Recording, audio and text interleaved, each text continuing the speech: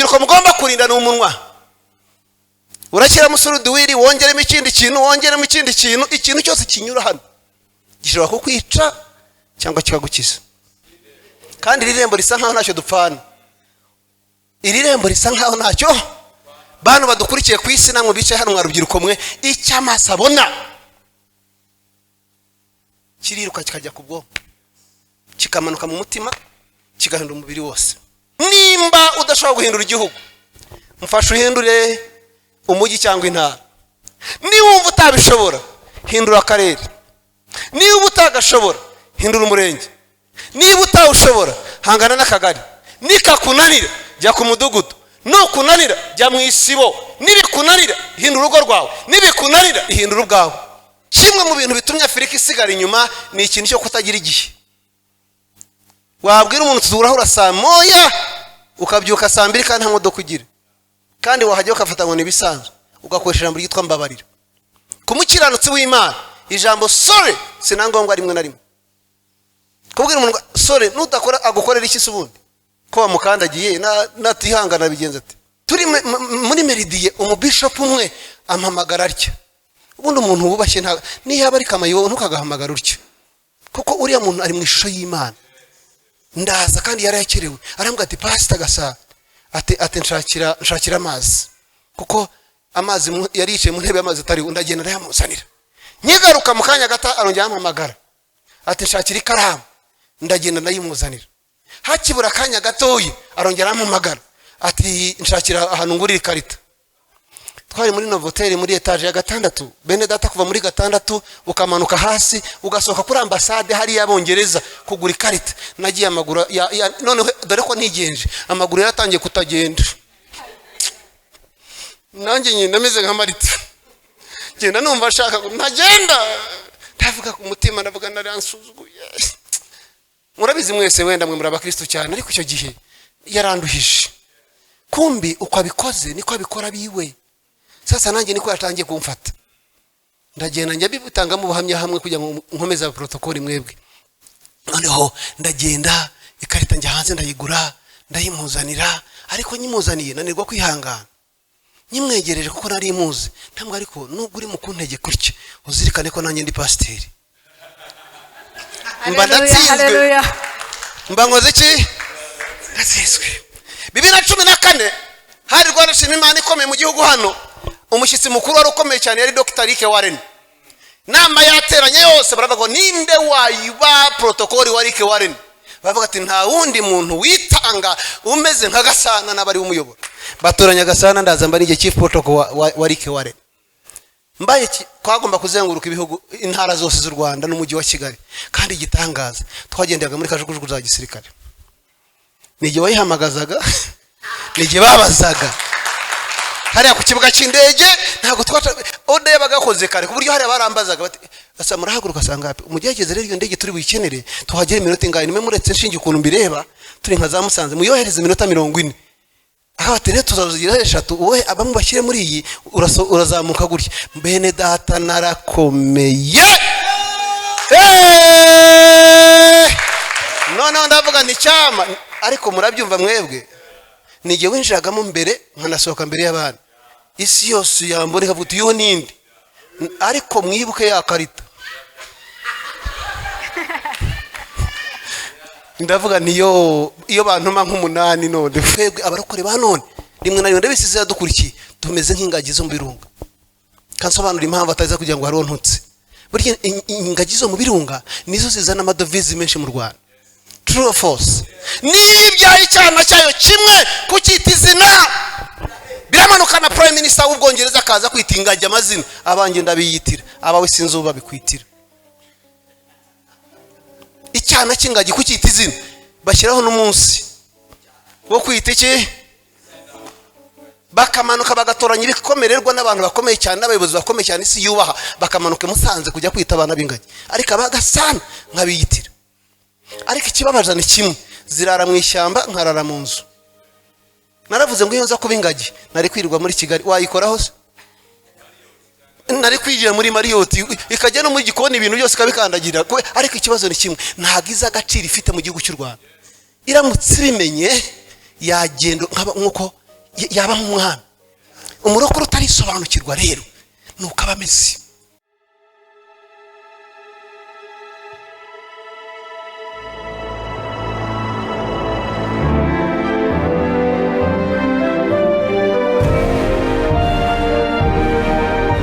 umukwe arahamagara, uwumva ijwi rye wese niyitabe. tunezerwe twishime tuyihimbaze, kuko ubukwe bw'umwana w'intama busohoye, umugeni we akaba yiteguye.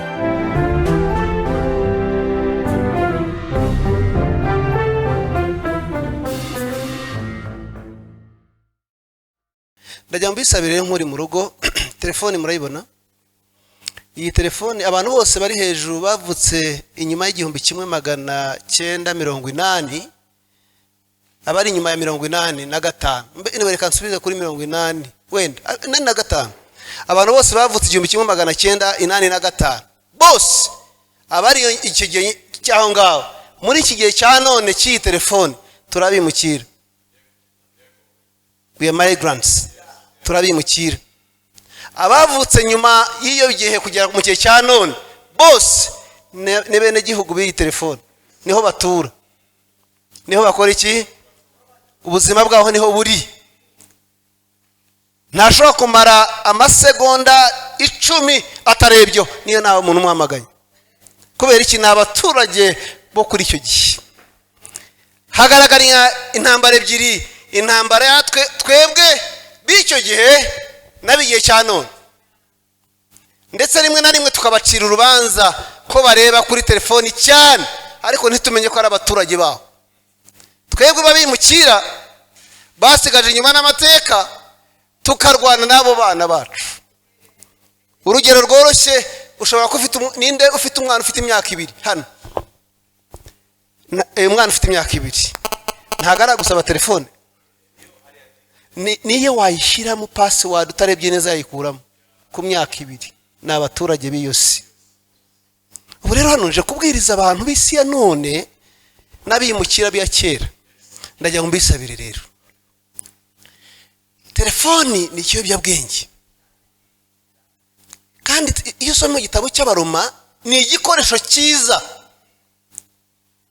Social media mwumva abantu bamwe batukaniraho mukumva abantu barayanga, ni igikoresho cyiza, kuko ubu tubwiriza hano umuntu ashaka gukiza ari muri Canada.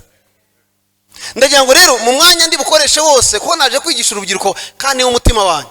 Nkunda urubyiruko kuko nizo mbaraga. Ubushakashatsi bugaragara ko mu myaka 10 nyuma ubu turi 2024 ni wongeraho imyaka 10, urubyiruko rw'u Rwanda ruri munsi y'imyaka 19 bazafite hafi 60%. Niho bazaba tuyoboye. Niyo mpamvu mbona leta yacu urubyiruko ubundi twagiraga imyaka 35 bararumanuye. Umuntu wese uri munsi y'imyaka 30 niwe urubyiruko. Uri hejuru y'31 wagiye mu bantu bakuru. Ndagira ngo mumfashe rero, icyanditswe kiri mu Baroma ibice 12 umurongo waho wa mbere n'uwa kabiri. Ntagariho nigisha ibyanditswe, ndi mu kuvuga sindinjira aho nshaka kubigisha umunsi. Ndashaka kujya ngo nse nkaho mvugana namwe. Arabivuze inshuti yanjye Mushumba Edward, navu isaha n'ubuzima. Isaha ni iki? Isaha kimwe mu bintu bitumye Afurika isigara inyuma ni ikintu cyo kutagira igihe. Wabwira umuntu tuzurahura saa moya ukabyuka saa 2 kandi nta modoka ugira, kandi wahajya ukafata ngo nibisanzwe ugakoresha ijambo ryitwa mbabarira. Kumukiranutsi w'Imana ijambo sorry sinangombwa rimwe na rimwe. Kubwira umuntu sorry nutakora agukorera iki subundi ko wamukandagiye natihangana bigenza ati. Abaroma 12 haravuga ngo nuko bene data ndabinginga kubw'imbabazi z'Imana ngo mutange imibiri yanyu ibi bitambo bizima byera bishimwa n'Imana, ngo ariko kwikorera kwanyu gukwiriye. Hasi aravuga ngo nimwishushanye nk'abiki gihe, ahubwo muhinduke rwose mugize imitima mishya. Mwabyumva neza? Ariko 40 ya mbere ndabinginze bene data ngo mutange imibiri, icyo ni kimwe. Icya kabiri bitambo, icya gatatu bibe bimeze iki, icya kane bibe bishimwa. Ayo magambo ane niyo nshaka kubasambira yuko ninjira mu kwigisha kwa hanga. Ubundi igihugu cyacu giteye mu buryo busobanutse. Tubanza ku rwego rw'igihugu, tukaza ku rw'intara, tukajya ku district uturere, tukaza ku murenge, tukajya ku kagari, tukajya ku mudugudu, tukajya ku isibo, tukajya muri famiye mu rugo. Mwabyumvise? Nimba udashobora guhindura igihugu, mfasha uhindure umujyi cyangwa intara. Niba utabishobora, hindura akarere. Niba utagashobora, hindura umurenge. Niba utawushobora, hangana n'akagari. Nikakunanira, jya ku mudugudu. Nukunanira, jya mu isibo. Nibikunanira, hindura urugo rwawe. Nibikunanira, ihindura ubwawe. Niba urabyanga bikunda, hari igice wakora. Tuzamura amakudemana icyubahiro. Hari igice wakora iki washobora. Ikindi babivuze umukozi Imana amaze kwigisha, buri muntu wese wafashe umwanya wo kuza gusenga hano, ndakubwiza ukuri, niyo waza ntugira icyo wumva ugasohoka, imbaraga ziri muri iri teraniro ntabwo uri butaha uko waje. Naho baririmba ibyo nigisha ntubyumve, bagasirimba ntubyumve, ariko umwuka w'Imana uri hano wonyine ntabwo uri butaha uko waje. Impamvu nakunze pastor wanyu ni impamvu imwe yakomeje cyane, kuko itorero ry'Imana ryubakiye ku nkingi nka zirindwi. Ndavuga ibintu byinshi mukuremo bibafasha jewe, kuko ngeze ahantu bwa mbere ngana hariya dushaka kugira ngo tubanze twumve icyo Imana ivuga. Hari ibintu bitanu bikomeye cyane mu itorero ry'Imana, iyo bibuzemo niyo uri umushumba ubushuti bwanjye baba ari buke hagati yanjye nawe. Icya mbere, itorero ry'Imana ryose ryagombye kuba ryubakiye ku ijambo ry'Imana, kuko ntabwo washobora guhimbaza no guhana no kuramya mutaramenya ijambo ry'Imana rivuga. You are built ku nkingi yitwa ijambo ry'Imana. Niyo yonyine tuvuga ngo nimugahinduke nk'abana. Bwira mugenzi ngo ndi umunyu. Bwira mwene se uti ndi umunyu. Bwira mwene se ngo ndi umunyu. Kavuga kuri uwo munyu. Haleluya. Umunyu. Bene data muzi ko umunyu ugura make. Uzi ko ari udahangayikisha abantu bose, ariko uzi ko tutari utarimo. Wafata umunyu ukawushyira mu cyayi, ntiwemere uri umunyu w'isi. Nimwibaze ikintu isi ibona ko ari cy'agaciro gake, gaciro gake, ariko Imana yatongo turi umunyu w'isi. Haleluya. South Korea, pastor yivugiraga amagambo nkandi mu kuvuga umukozi Imana amaze kuvuga. Uzi yuri hano ku ruhimbo, umwuka w'Imana atuvugisha ibintu byinshi. Noneho ari mu kuvuga atari ko mwana ni no gucuruza ko muri umunyu w'isi, genda uhinduka umunyu w'isi. Umuntu wari wateranye mu iteraniro yumva nkaho pastor mu ngo nagenda acuruza umunyu, kandi yaramubwiye ngo nagenda ahinduka umunyu. Umunyu urifujwe ku isi, hinduka umunyu, ugenda isi gushaka. Aragenda atangira kurangura umunyu. Tanga batangiye gucuruza, bati pastor ko bavuze ko ncuruza umunyu, atangiye gucuruza umunyu. Bumwe mu bakire bakomeye cyane muri Korea y'Amajyepfo, ko kandi yumvise amakuru atariyo, ariko yumva muri positive ko yavuzwe na pastor. Haleluya. Hari ijambo ryamanuka hano rikakumanukira, warifataho yabivuze ukaryibandaho, ntukangwe n'iby'isi kubwira, kubera ko Yesu mwarubyiruko mwe mufite amahirwe menshi aruta ibyo umuntu yatekereza. Ariko icyo ugomba kumenya n'umunyu ntibazagushyire mu isukari mu cyayi ngo wemere. Niyo mpamvu Paulo yandikiye Timoteyo aramubwiye mu gice cya arambwa ati ntakajye umuntu usuzugura ubusore bwawe, ngo ahubwo w'icyitegererezo cy'abizera mu byo uvuga, mu byo ukora, mu gihe no mu rukundo. So muri ibi bintu rero nimba kubwira inshuti z'Imana kuba mugiye gutanga, ndagira ngo mbasabe mumfashe gusa iki kiyobyabwenge cyacu kidufashe mu gihe cyacyo. Kimwe abazungu badukoreye nubwo bankurikiye wenda ku isi, nuko ibyo cy'amaso areba yitwara ubwenge. Ubundi hari amarembo 5 buri muntu wese agomba kwirinda. Amarembo angahe? Irya mbere n'amaso, iri ni ribe cyane ho ryohereza mu bwongo rikajya mu mutima, umuntu agacanganyikirwa. Icyo umuntu areba nicyo azaba. Whatever you see, you feed your mind, goes to your heart, you become like it. Niyo mpamvu pornography, ibiyobyabwenge, ibipfuye amatwi byose burya n'ahandi babishyira expose. Indaya ku muhanda nta kindi zikora, ni ishaje yambika handi gasiga ubusa, n'ahari hasi igahagara kwa randa igizirya. Icyamaso abona mu Kinyarwanda bavuga ikimbwa yanze. Bwira mugenzi ngo rindi rirembo, kandi rirembo risa nkaho ntacyo dupfana. Irirembo risa nkaho ntacyo. Bantu badukurikiye ku isi namwe bicaye hano mwarubyiruko mwe, icyamaso abona kiriruka kikajya ku bwonko, kikamanuka mu mutima, kigahinda umubiri wose. Nta muntu urabona ibyaha ukabona ikintu udashaka kureba, ariko wajya ugira icyo ukarebayo. irembo ryitwa risa nk'aho amaso atari ayacu, ukajya gutyo ukongera ukarebayo, ugera gutyo ukongera ukarebayo, telefone ukarebaho nta n'ukwandikiye kuko baradufashe. Irembo ryitwa, sinaje kuvuga ku kamaro ko gukorera Imana.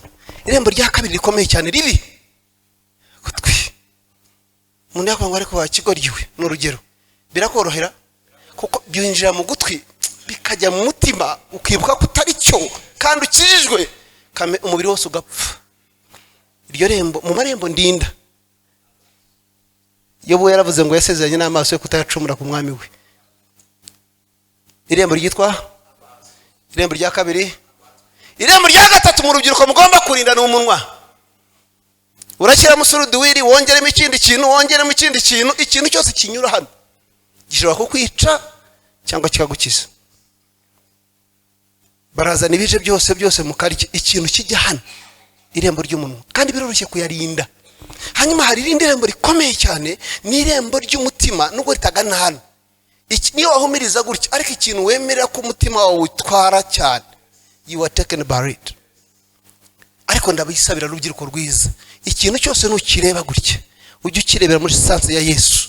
Vuga ariko ya maso mbonye aho nungutse iki cyo kureba hangaha, icyo uhanze amaso kiragutwara, ubishaka utabishaka. Mwami Mana yacu waraturi, yo turinda umujinya wa Satani. Turekera aho ngaho, yari yahageze yakabyara. Imana ikomera umugisha abantu nk'aba mba mbashaka. Urabona barakora iyi minsi biri twita abasirikare ba Yesu, ariko turi abasirikare b'abasivili. Umusirikare wundi binakora n'ibiriye,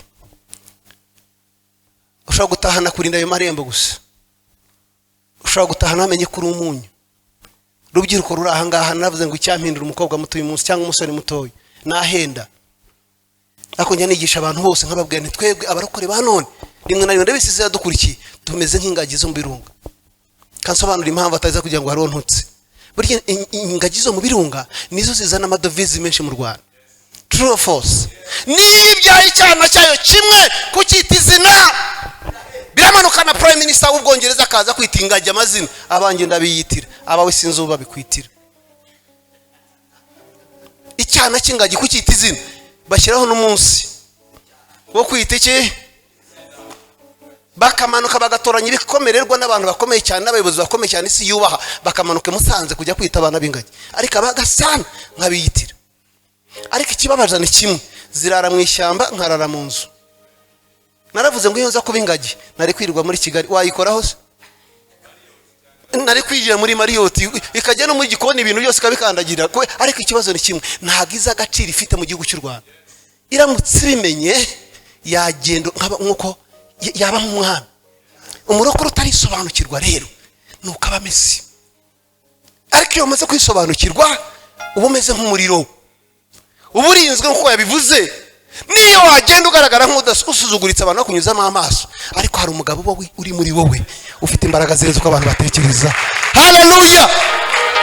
Amaso y'abantu yakurebesha nk'amaso y'abantu, ariko iyo wisobanukiwe ukamenya ko uri umunyu, burya umunyu ntujya mu cyayi, aho ujya urahazi. Kandi igitangaza cyawo ntuba mwinshi. Mama yajya agateka kuko twari benshi nk'abana byaye, agafata umunyu gato ukabona agize atya, amenjiriyeho, akwajya kurya kubyo kurya ukumva. Tumenya ko turi umunyu w'isi, n'abamotari batwinginga. Tumenya ko turi umunyu w'isi, nta muntu wanakurebaho, yajya kureba akagutinya akumva uruwa agaciro kenshi. Ariko rero twaragiye twihindura abahenze kandi tutaza value y'ibyo Yesu yita.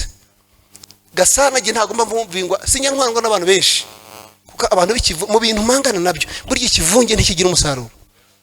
Mu bintu Yesu yakoze yahanganye n'intumwa 10 zingahe, nubwo imwe yamugoye ariko yahanganye n'intumwa 10 zingahe. Suko yari yanze benshi. Hani igihe bazaga akavuga ati no muntu hizo mu bwato gato bakabutsika gato yakicaramo bakavugana nabo, yabona byaye byinshi akazamuka ku musozi akagenda akabahunga. Igihe kinini cyane Yesu yabanaga n'Imana, akabana n'itsinda rito cyane, kandi iryo tsinda rito yabanaga naryo yaricagamo ibice nawe, yari afite n'igiti kinini cyabita 7 kagira icya 3 akajya n'icyumwe. Haleluya! rero never be moved by a crowd of people. Kubona ahantu huzuye hose ntugatwarwe n'icyo, kuko uyu munsi umuntu yakumva ibyo ndimo kwigisha agahindura isi ya none. Haleluya! Kandi mu wahindura isi ya none ni wowe ni jewe. Naravuga ngo niba utahindura igihugu uzahindura umuryango wawe, nukunanira uzihindura ubwawe. Uvuga uti mfashe inzira yanjye yuko ntazongera kureba idagira agaciro, gute mfashe inzira yanjye yo kutarya ibigira umumaro, mfashe inzira yanjye yo kuticana n'abakobanyi, mfashe inzira yanjye yo kutajya ujya mu kajagari kavuga ubusa, mfashe inzira yanjye yo kudashyigikira ibipfuye, mfashe inzira yanjye kubera ko Imana data nicyashakaga. Haleluya! So noneho mbere yuko njya mu cyanditswe nateguye ko ndi ku rubyiruko, ndagira mbabwire inkuru ebyiri. Inkuru zingahe? Bwira mugenzi ngo kumenya igihe. Kumenya nikigutaka. Ndabasaba ngo ibintu ngiye kwigisha inshuti zanjye, hagira umuntu hano waba umukobwa w'umuhungu uvuga icyo bita kumenya igihe. Ndagira ngo nsobe umukobwa mwiza ntumvise usoma hariya, wasomye batanabigusabye ariko usoma icyanditswe kiri mu gihe cyacyo. Mwabyumvise?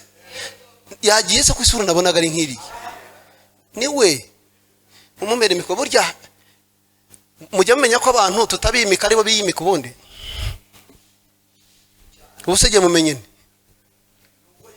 ubusakazi nijye ukamuhaye yasomye mareka barabyumvise akwiraho kashi, nanjye niwe mpisemo. Tuzamana ko Imana icyubahiro. Haleluya! Basa nageze hano nakirwa n'umwana wanjyanye hariya kuri protocol yirukanga kunkingurira. Ngiye kubereka rero ibyitwa gukomera, ibyo wumvise umugaragu w'Imana avuga.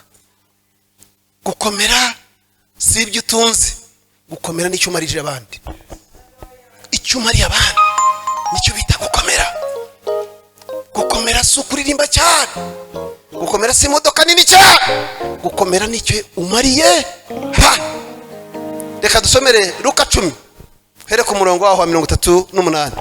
Ni inkuru mwese muzi, hanyuma ze kuza mbabwire kuri icyo cyanditswe cy'umugaragu w'Imana yasabye nifuza kwigisha uyu munsi. Nkunda kubaza abantu rimwe na rimwe ko musimbabaze, ariko iyo mbaje ngo mbwirize nk'uri mu rugo mukambwira ngo yego, ayiwe mwamundu huye mwakoze Pastor Edward na madamu wawe nshuti yanjye. Ngabasomera nshuti y'Imana. Reka dusome mu izina rya Yesu. Yego. Nuko bakigenda bajya mu kirorero. Ukira icyambere muhangana nacyo, iki cyo byogenge ugisoma byanditswe.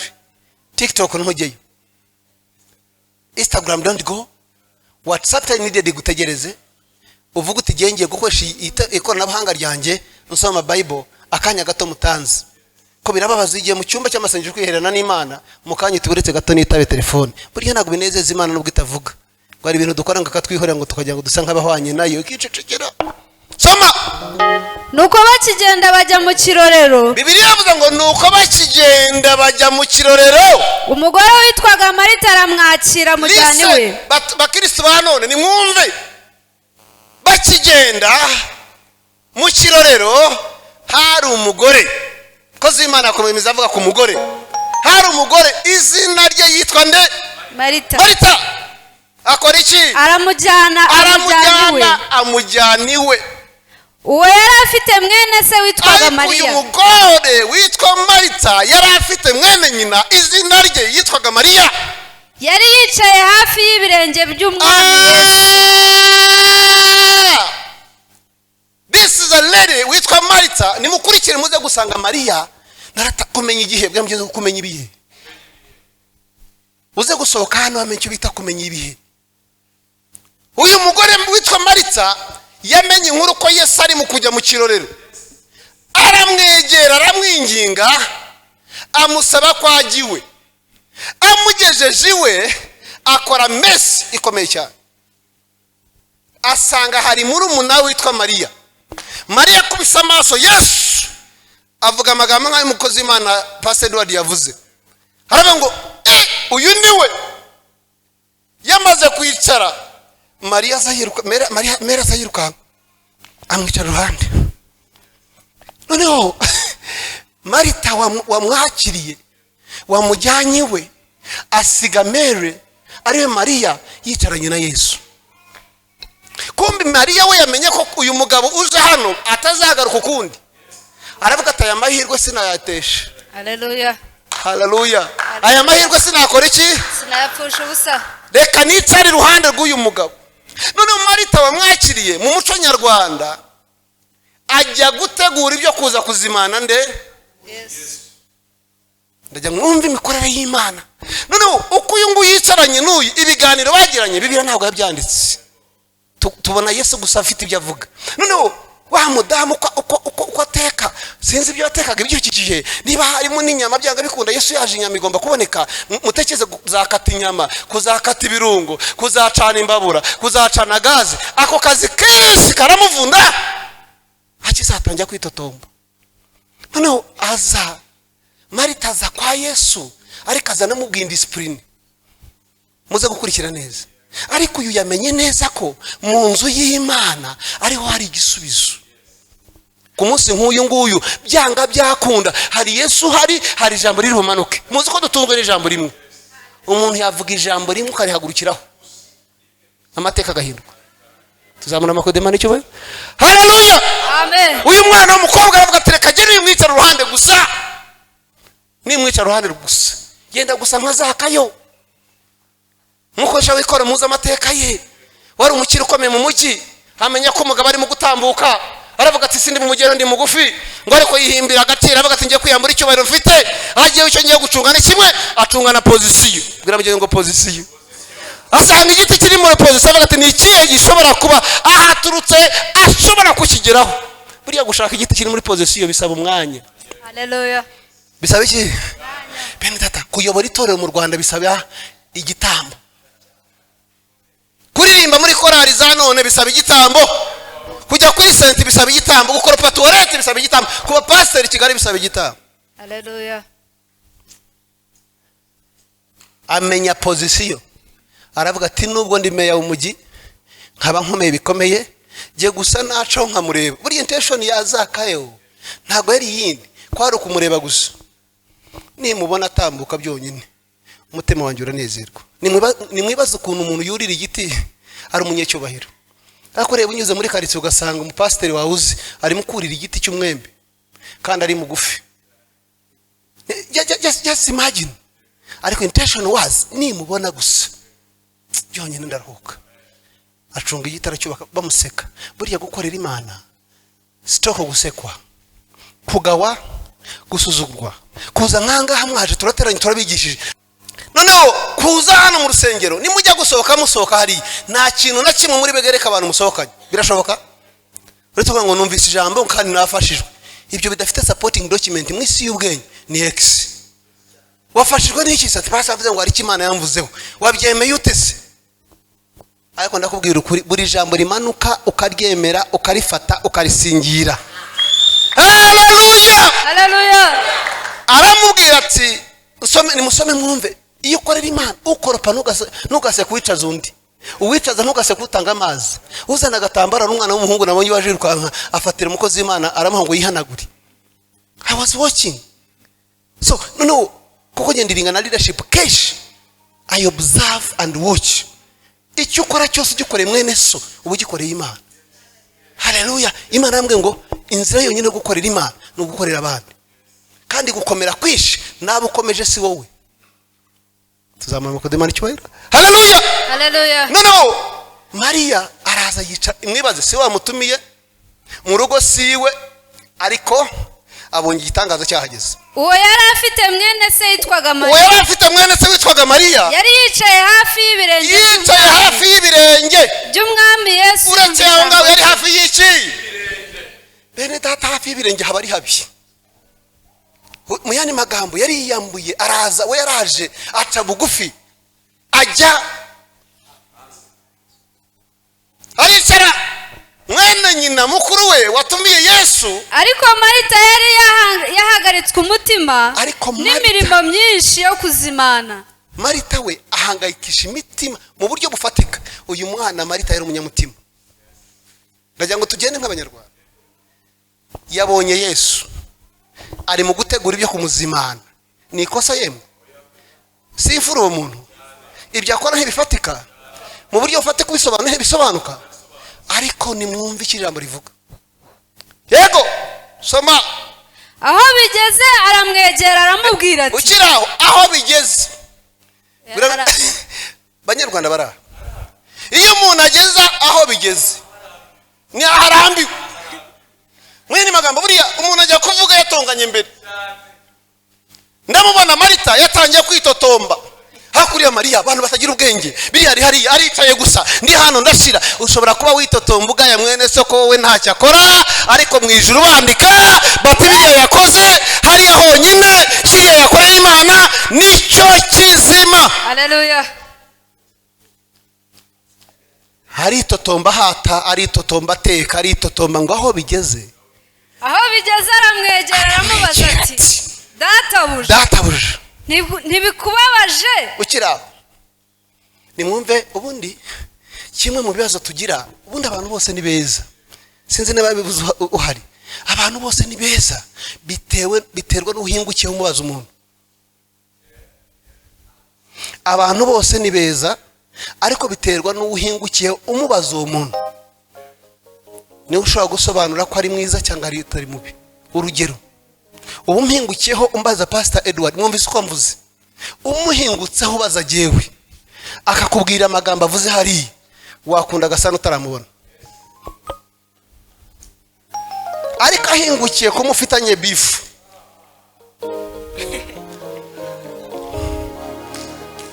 abantu bose biterwa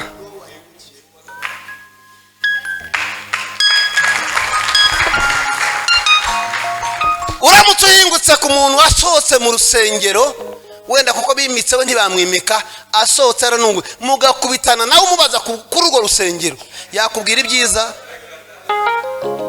None Bibiliya tuvuga ngo aho bigeze aramwegera aramubaza ati databuja nimwumve ikibazo ariko ntibikubabaje yuko mwene data yampariye imirimo. Ushingiye kuri icyo cyanditswe muri contest yacyo muratekereza ko uyu mugore Marita atarakariye Yesu? Mama Bishop urumva ataramurakariye amubaza ikibazo kivuga ngo ntubabajwe wowe kuba wicaranye n'umuntu ndahamvunika wowe ntibikubabaje ni gute umuntu w'umugabo yicarana n'umuntu ndavunika aho bigeze ikiba kibi yaraje guturika yaraje gutongana yaraje kurakara yari yarakaye umutima ni kangahe urakara bene so uzi ngo ibyo ukora nibyo ibyo bakora byo sibyo. Burya itoro ry'Imana ryubakiye ku nkingi eshanu zikomeye. Inkingi ya mbere ni ijambo ry'Imana irindi mu kubigisha. Inkingi ya kabiri ni inkingi y'amasengesho. Burya gusenga gusa nk'ibisazi niyo mpamvu ubona uriya mudamu witwa nde Hana yarasenze ngo agera ahantu n'umuntu udashobora kuvuga ngo agiye gutyo.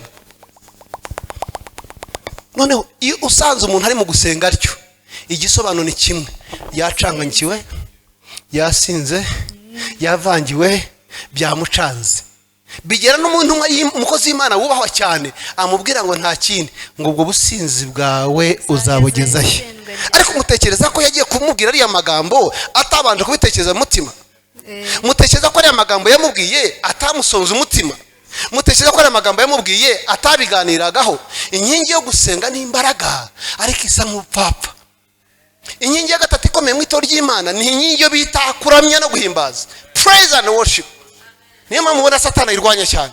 Praise and worship ni ahantu duhamagarira Imana ikamanuka ugafata ijuru n'isi bigasomana ikibazo cyawe kigatambuka. So niyo mpamvu inkingi yo kuramya no guhimbaza Imana abaririmbyi barayikoresha imitima y'abenshi karuhuka. Niyo mpamvu biravuga ngo niba hari umuntu ubabaye naririmbe asenge ariko niba hari uwishimye naririmbe. Turirimbira Uwiteka indirimbo se gukora ibitangaza mu gihugu cyacu. Bene data uyiririmbye utari butahe ukagira amahirwe yo kuririmba indirimbo ntawe ukwishyuza ukaririmba izo ndirimbo utari bujye mu kazi. Mbese ubu turi ahangaha leta ikajya twishyura twigumira hano twaririmba tukasama nk'abasazi twajya dutambuka hari abasazi bagakiriza kansa zo mu Rwanda zashira. Ikibazo ni kimwe urasenga iminota 15 ukiruka mu kazi kabandi waba utarahagaruka ukabugiye mu bindi bigatuma iyo nkingi idakora. Rero wigisha ijambo ry'Imana ye kunenga usenga ye kunenga uramya. Hari indi nkingi ikomeye cyane, inkingi y'ivuga butumwa. Biravuga ngo bazakizwa bate batabwirira, batumvise ijambo ry'Imana. Haba inkingi nanone iyo bita inkingi ya sosiya gufasha abantu, kuko ubuzima bw'abantu ni ugufasha. So iyo ugiye ubona izo nkingi zose ukazibandaho, ubu hano muri mu kwiga ijambo ry'Imana, mukanya muninjira mu gusenga, kandi mu gusenga hari uva mu buzima bw'iyi si ukajya mu buzima bwa hariya, ugatangira kuvuga mu ndimi nshya, abantu bagacanganyikirwa. Bakorinto wa mbere 13 First Corinthians chapter 13 verse 1, 13 umurongo wa mbere. Haba ngo naho twavuga indimi z'abantu n'iz'abamara, cy'amarayika se n'izazindi. Robo seke ya mama sendere ati banzo bisobanurire. Iz'abamarayika ntizisobanurwa, nta munyamakuru wazimenya, nawe ntabwo wazisobanukirwa. Ni ururimi rw'ijuru rumanuka hasi rugahinda ibidashobora guhinduka. Aramuvuga ngo databuja, ntibikubabaje yuko mwene data yamariye imirimo? Ntibikubabaje yuko mwene data yamariye imirimo? Ikibazo ukiri aho ngaho. Ubundi se amutumira kuza mu rugo, hari gahunda bari bafitanye, gahunda yo kujya gutekera Yesu bari bayiganiriyeho. Kuki umuntu akujyana mu bintu bye kandi akakurakarira? Uyu mwana w'umukobwa nta gahunda yari afite kuzana umushyitsi, hagiye kujya amahirwe abona Imana yahagize. Habaho kujya kwita ubundi Imana irarya, amenya ko itarya. Aravuga ati aya mahirwe sinayatakaza, ndajya ngo mbasabe inshuti z'Imana ntihakagira umuntu ukurangaza ngo agutakarize amahirwe yawe, including your phone. Kuko mu nzu y'Imana ni timing, ni igitangazo. Hari igihe ijambo ryawe rijya kumanuka ukabura kuri WhatsApp, ukabura twaho. Hari igihe rijya kumanuka Stan akazana akantu ka TikTok paf, muzi ko harimo ubuntu bw'ubupfapfa bwinshi cyane, busetsa cyane, ariko ibisetsa byose si byiza. No, arazama ntago wabajwe nuko yamariye imirimo, basige ndamutinya, ariko mu ntegekera ajye mu kazi. Nimwumva amagambo Yesu yamushubije, ari nayo mbwira abantu baje uyu munsi hano. Rubyiruko rwiza, soma nshuti yanyu. Umwami Yesu aramusubiza ati, Marita, Marita, uriganyira wirushya muri byinshi, ariko ngombwa ni kimwe. Kandi Mariya ahisemo umugabane mwiza atazakwa. Oh my gosh. Mu rurimi rwa none bantu babimukira muri iyi si, twe turabimukira bene gihugu. Ubwo Yesu yamushubije ate kwanza? Najyaga numva ngo yamukubise igikuta, niba igikuta kikiriho mu mwarabonye kandi gashyashya simbizi, ariko yamukubise igikuta.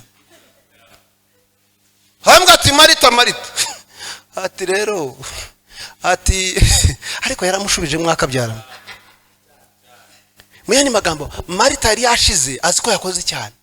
Hari gishobora kwirukanwa akora urusengero hano ukicaza intebe ukajya ngo abantu ntibakora. Naho umwana umwe ari hano kuri senti aziko ari we gitangaza, ari kuri senti hano. Ariko ikiduhindura twese ni ijwi ry'umwana waririmbye. Uyu yacuranze bikanyura muri mixer, uwa kamera gafirima, uriya gakoropa, utwara protokoli neza ntagira ikibazo. Iyo bihuye byose izina ry'Imana rihabwa icyubahiro. Ikintu kibazo uyu munsi wa none nuko nzi ko nkora uriya dakora. Aramangoma ni nko kumubwira soma neza nshuti yanyu. Umwami aramusubiza ati, Marita, uriganyira wirushya muri byinshi. Mwana magambo, in other words, iyo uza kumbaza ibyo urimo byose mba nakubwira ngo byihorere. Kandi mwibaze, Marita yashize yagerere azi ngo mwene nyina nta bwenge afite. Gukorera Imana rero urubyiruko rwa none ni impamvu mbasome kino cyanditswe kugira ngo umenye ko gukorera Imana. Ngize amahirwe kariya kana karahari, hariya twakwitaga nde sister Benjamin, haguruka pen mbabari uzi hano, bano bamugeni barakuzi n'utware. Reka mbaho urugero rw'uyu mwana, Imana ishimwe ko yaje bijyanye na cya cyanditswe. Uyu mwana n'abana banjye, Imana ishimwe riko uraho ikamerera kureba hariya, rebayo. Uyu mwana mubona afite musaza we 2009 narabwirije arakizwa, n'abanga bakirwa inyengo za 2010. Noneho Benjamin yakijijwe aza mu bana b'icyo gihe, amapataro muzi ko bayambaraga agera hano pocket icyo gihe, ukayoberwa niba ari ukabona iri bugwe, ariko sinzi ikintu kifatira hagati aho ntigera ikaguma hano hasi. Sasa uyu mwana bwari ubwana buto cyane, umusaza we aragenda, Benjamin ndagakunda ndagakurikirana ndakigisha rimwe nkarara ku rusengero ubundi nkagana ututwana twose naturazaga mu mbeho hariya isubirire ibindi bivuga wagiye noneho uko Benjamin mutoza murabizi mwebwe urabyibuka cyane uko ntuza kariya akana karangandukira bene data gakora iki umwana arangandukira bigera nubwo abantu bavuga atari kuri ikigoryi ariko uko angandukira niko ari umutima watanze urugero rwa mu korobasi wari korobasi yamwise ko ari ikimunyabikari wa wundi rubyogo irindi zina hari irindi yamwise rwose amado akana karagenda karaganduka Benjamin aba umwana udasanzwe Benjamin aba umwana mwiza muhinda umwana wanjye nkumwita Maisani muhinda secretary wanjye Benjamin akapanyemba password Benjamin aramenya birenze nagira gutya gusa akamenya icyo nshaka aramenya mu gitondo kugera ku gipimo nagenda gakurikiye tuba turi mu kazi kivuga butumwe murabizi nagura amata ntafite amafaranga nasomaho nawe agasomaho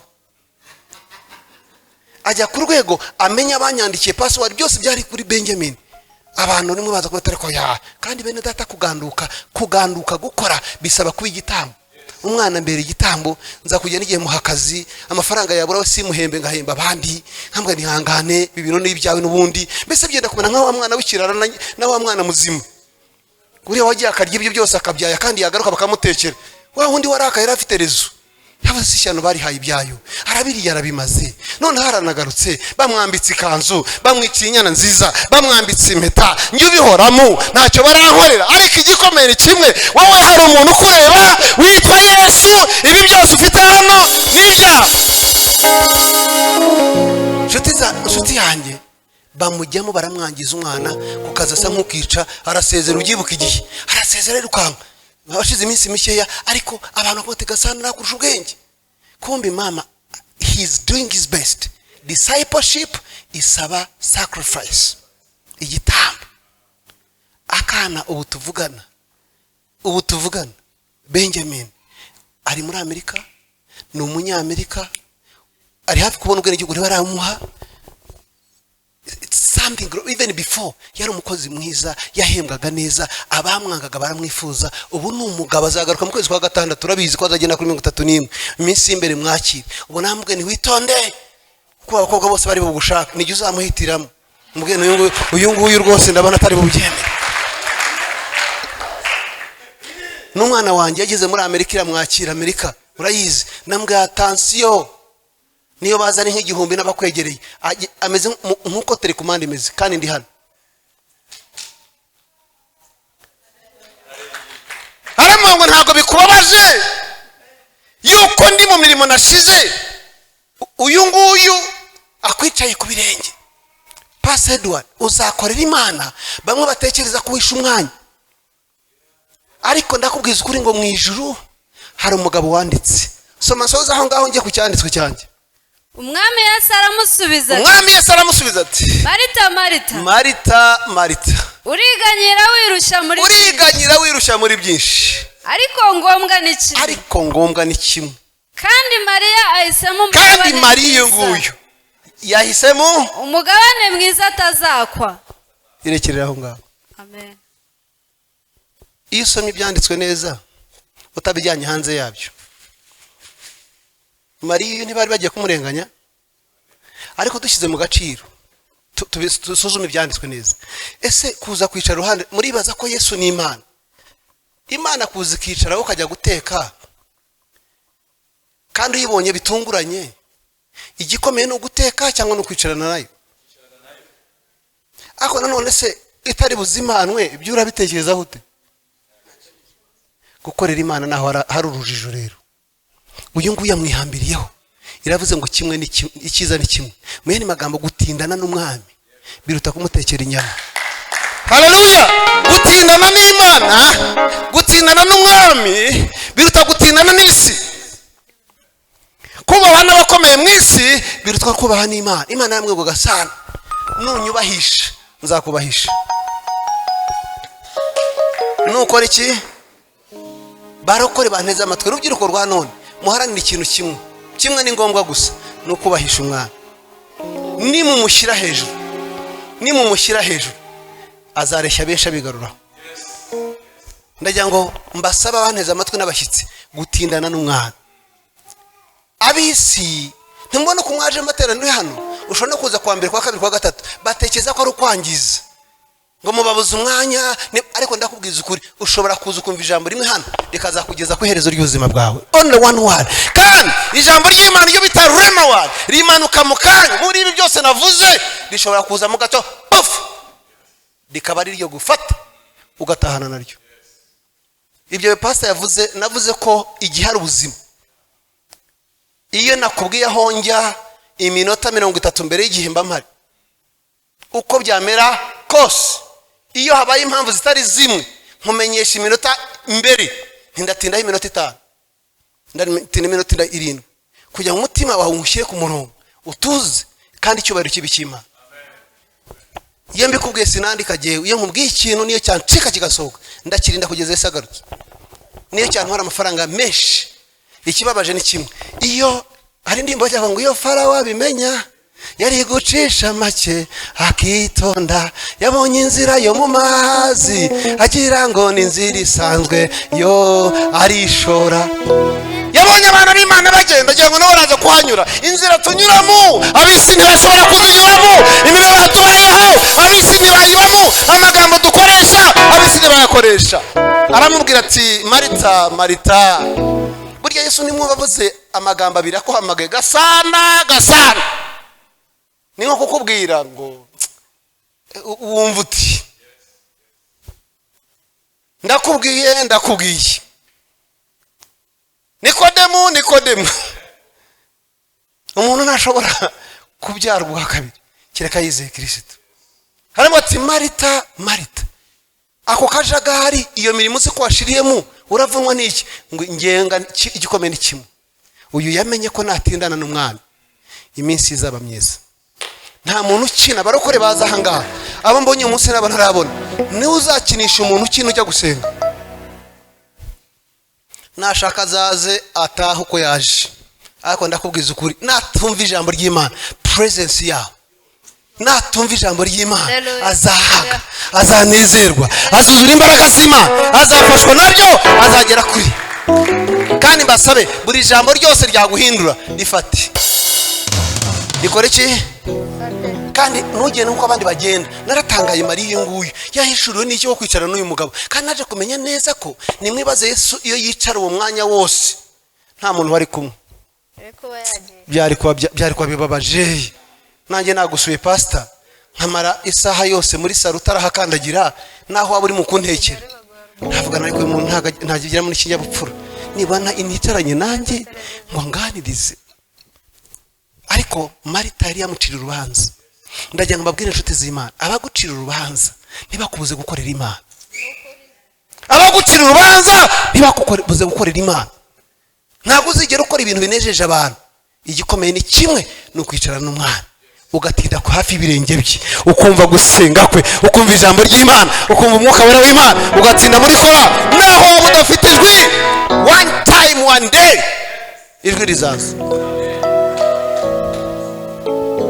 amubwira ikintu kimwe Yesu ariko asubiza neza aramubwira ati Marita Marita Marita Marita Marita Marita urarushwa n'iki igikomeye ari iki ngiki ukandi uyu mugabane yahawe iki yakoze ngo ntagazegera wakwa n'undi ngo muziki ndamubwira ko wakwase iyi feeling iyi presence iyo wasogongeye Yesu ukamwumva ukagendana nawe niyo ibihe bihindutse bantu barahani bararokotse niyo baraguye nushaka kugaruke vuba kubera ko umeze nk'inkoko iziritse ntawe uzayicikira kuko Yesu ntabwo yifuza kuzatakaza n'umuntu n'umwe noneho presence yawe kubana n'Imana impumuro yawe gusabana nawe kugendana nawe kumva Imana nibyo yahisemo undi ari mu nyama ari mu guteka ari mu bindi kandi kibabaje ni wari wamutumiwe mu rugo kandi cyantangaje ni kimwe yaje azi ko ari wakoze neza aje gutonganya uyu nguyu bamubwira ko uyu yari wakoze neza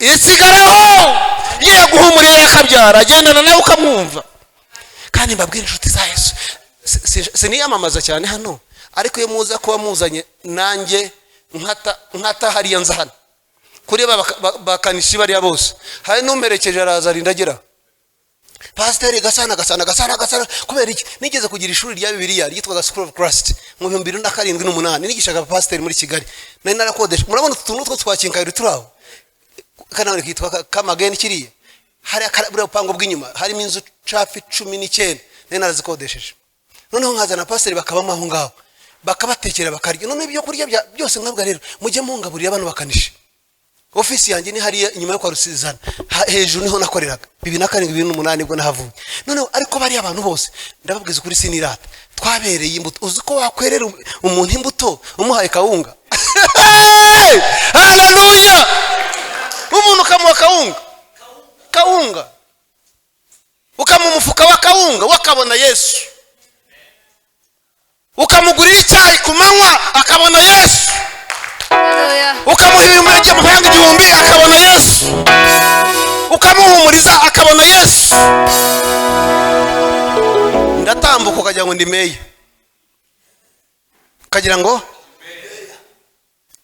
impamvu ni iyi iyo ukoze icyo Imana ishaka kandi ubwo nahavuye 2009 ubu ni 2024 ariko ndakubwiza ukuri n'uwasinze umeti wari nk'ese undi papa pastor wacu bose n'uwanyibaga hari n'igihe nabahaga amafaranga bashya ku murongo bose nk'abayumbi 30 ibihumbi 30 mu bantu nka 50 ndabaga rero icyo mukora ntimurwana ariko muzirikana icya 10 mu gikureho niba gwa 5 icya 10 mu gikureho sa yawe ariko ndababwiza ukuri ntabona ayo mafaranga akabona Imana so ushobora gutekereza ko ibyo ukora ari byo byiza ariko hari icyo Imana ishaka uko utindana nayo uko ujya ku birenge byayo uko uva ijambo ry'Imana uko ugenda uko Imana ishaka bishobora gutinda akigiye kimwe birasohora byakabyara haleluya rero ayo magambo nyakuyeyo kuko mwampaye umwanya kandi iza ko mutararambirwa mu gakeye sindi butinde tuno batujugunya he agira umudiyakoni wanjye mwama kandi uzagera kuri witwa nde Biri keep this spirit burya submission is like sometimes a protocol you serve me I serve the people so when you serve me I serve them but we share the blessing nongo iyo nkorera nkakorera bariya umugisha wanjye turawusangira haleluya umugisha wanjye turawusangira umunsi umwe nakoze protocol muzi ko Rwanda shima Imana igiye kongera kuba izamukwezi kwa 25 muzayumva mu rwego rw'igihugu nige wari ki protocol Rwanda shima Imana mu Rwanda guhera 2013 14 15 iyo myaka yose igene mushiti yanjye iyo myaka yose nakora ka protocol uko nari chief protocol nkahuza aba protocol bose kubera ko byabaga muri National Stadium hari ubuyobozi bwose buri buze including number 1 so urumva ko byabaga bikomeye nige wemezaga bari bwicare kuri muri blue twajyaga icyo bitwa VVIP twagiraga VIP nazazindi abasenateri n'abandi nige watangaga n'abango mu murekazi yarasaka ariko muri urwo rugendo nahuye mu nibazo nibyo nshaka kubwira umwana wanjye n'abari mu kazi ka protocol kubera ko abashumba bamwe nakoreraga protocol nanjye ndi umushumba afite uburyo treating aba protocol be mu cyacu kuko nambaye titre ya protocol agashaka kumfata gutyo bwira mugenzi ngo umunsi umwe turi mu nama novotel turi ubwo ndabwira bari mu kazi ko gukorera abandi turi muri Meridie umubishop umwe ampamagara atya ubundi umuntu wubashye niyo aba ari kamayo ntukagahamagara utyo kuko uriya muntu ari mu ishusho y'Imana ndaza kandi yari yakerewe arambwa ati pastor Gasa ati nshakira amazi kuko amazi yari yicaye mu ntebe y'amazi atari ndagenda ndayamuzanira nyigaruka mu kanya gata arongera ampamagara ati nshakira ikaramu ndagenda ndayimuzanira hakibura kanya gatoyi arongera ampamagara ati nshakira ahantu ngurira ikarita twari muri Novotel muri etage ya 6 bene data kuva muri 6 ukamanuka hasi ugasoka kuri ambassade hari y'Abongereza kugura ikarita nagiye amaguru none dore ko nigenje amaguru yaratangiye kutagenda nanjye nyine meze nka Marita genda numva ashaka ntagenda ndavuga ku mutima ndavuga naransuzuguye murabizi mwese wenda mwe muri abakristo cyane ariko icyo gihe yaranduhije kumbi uko abikoze niko abikora biwe sasa nanjye niko yatangiye kumfata ndagenda njya bibutanga mu buhamya hamwe kugira ngo nkomeza protocol mwebwe noneho ndagenda ikarita njya hanze ndayigura ndayimuzanira ariko nyimuzaniye nanirwa kwihangana nyimwegereje kuko nari muzi ntabwo ariko nubwo uri mu kuntege kurya uzirikane ko nanjye ndi pasiteri mba ndatsinzwe mba nkoze iki ndatsinzwe 2014 hari Rwanda shima Imana ikomeye mu gihugu hano umushyitsi mukuru wari ukomeye cyane yari Dr. Rick Warren nama yateranye yose baravuga ngo ninde wayiba protocol wa Rick Warren bavuga ati nta wundi muntu witanga umeze nka Gasana nabari umuyobora batoranya Gasana ndaza mba nige chief protocol wa Rick Warren mbaye twagomba kuzenguruka ibihugu intara zose z'u Rwanda n'umujyi wa Kigali kandi igitangaza twagendaga muri kajugujugu za gisirikare nije wayihamagazaga nije babazaga hariya ku kibuga cy'indege ntago twaca ode yabagakoze kare ku buryo hariya barambazaga bati asa murahaguruka sanga umugegeze rero iyo ndege turi buyikenere tuhagere iminota ingahe nimwe muretse nshinge ukuntu mbireba turi nka za Musanze muyohereze iminota 40 aha tere tuzazugira 3 wowe abamwe bashyire muri iyi urazamuka gutya bene data narakomeye no ndavuga ni cyama ariko murabyumva mwebwe nije winjiragamo mbere nkanasohoka mbere y'abana isi yose yambone kavuga yo nindi ariko mwibuke ya karita ndavuga niyo iyo bantuma nk'umunani none hallelujah so briefly thank you iyo serving umukozi w'Imana ubu serving data kandi umugisha w'Imana uramanuka iyo ukorera abantu b'Imana ubu uri umugaragu wawe mbabazwa cyane iyo umuntu akorera abandi ariko kumubona bikagora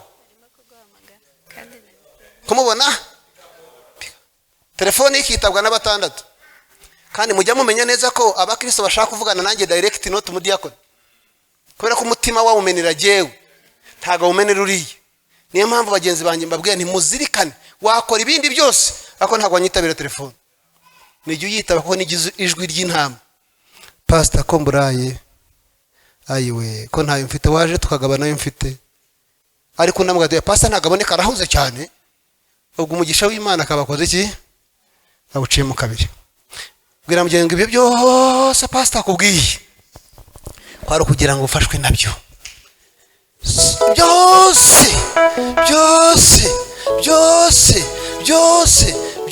byose mbabwiye n'abadukurikiye bose ku isi mumenye ko ari ingenzi noneho reka mbabwire ku bintu 9 wena nabyo sorezaho ingororano zo gukorera Imana bwa mugenzi nta muntu ukorera Imana uzakorwa n'isoni ariko mbere yo kutangira gukorera Imana hari ingingo nk'eshanu Imana iguhamagaye utangira muri mwe tanya muri minus none ukazatangira plus ariko iyo plus yatangiye minus nta bikinjirira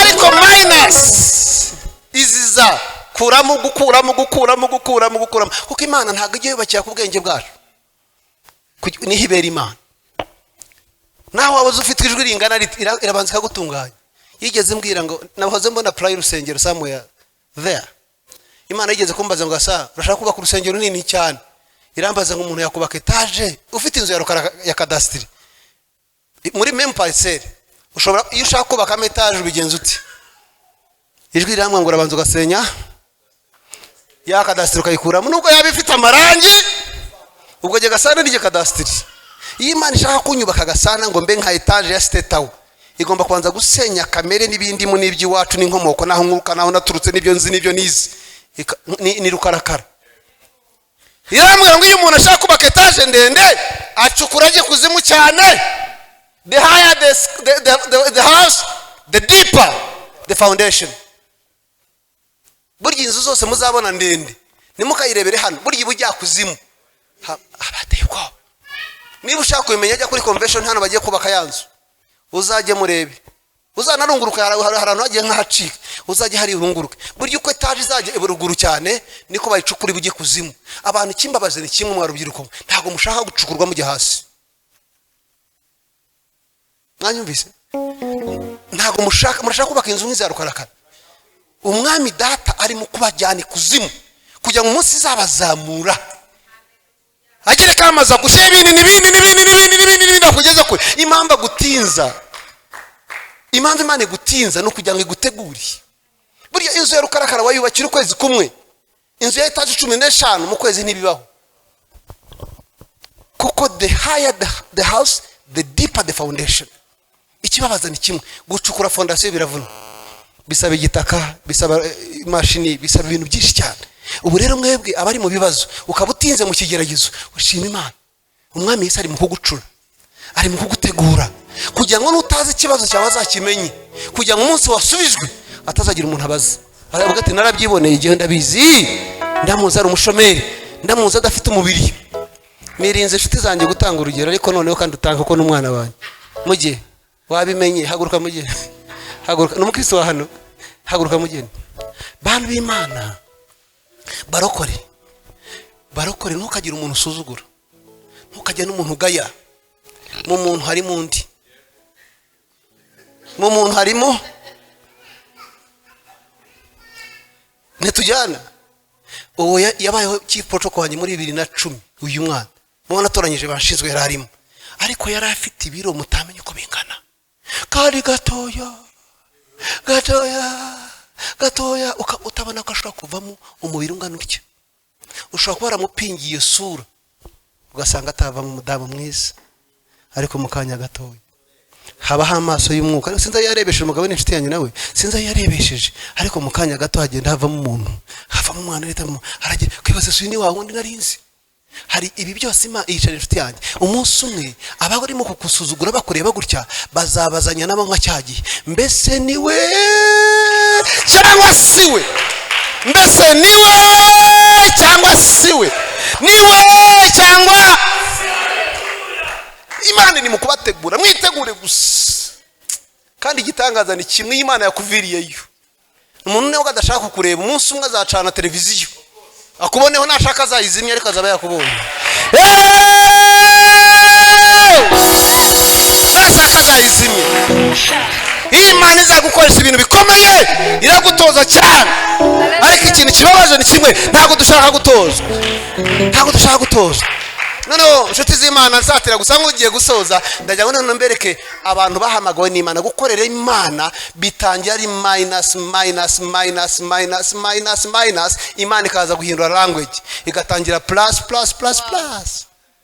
Noneho kadusoma ijambo ry'Imana, ni naho nateguye aho nje sasa. Ibi byose ni umwuka w'Imana ashaka kujya mbibabwira n'abanteze amatwi. Ndagira ngo tujyane, wansomeye neza wakabya. Witwa nde?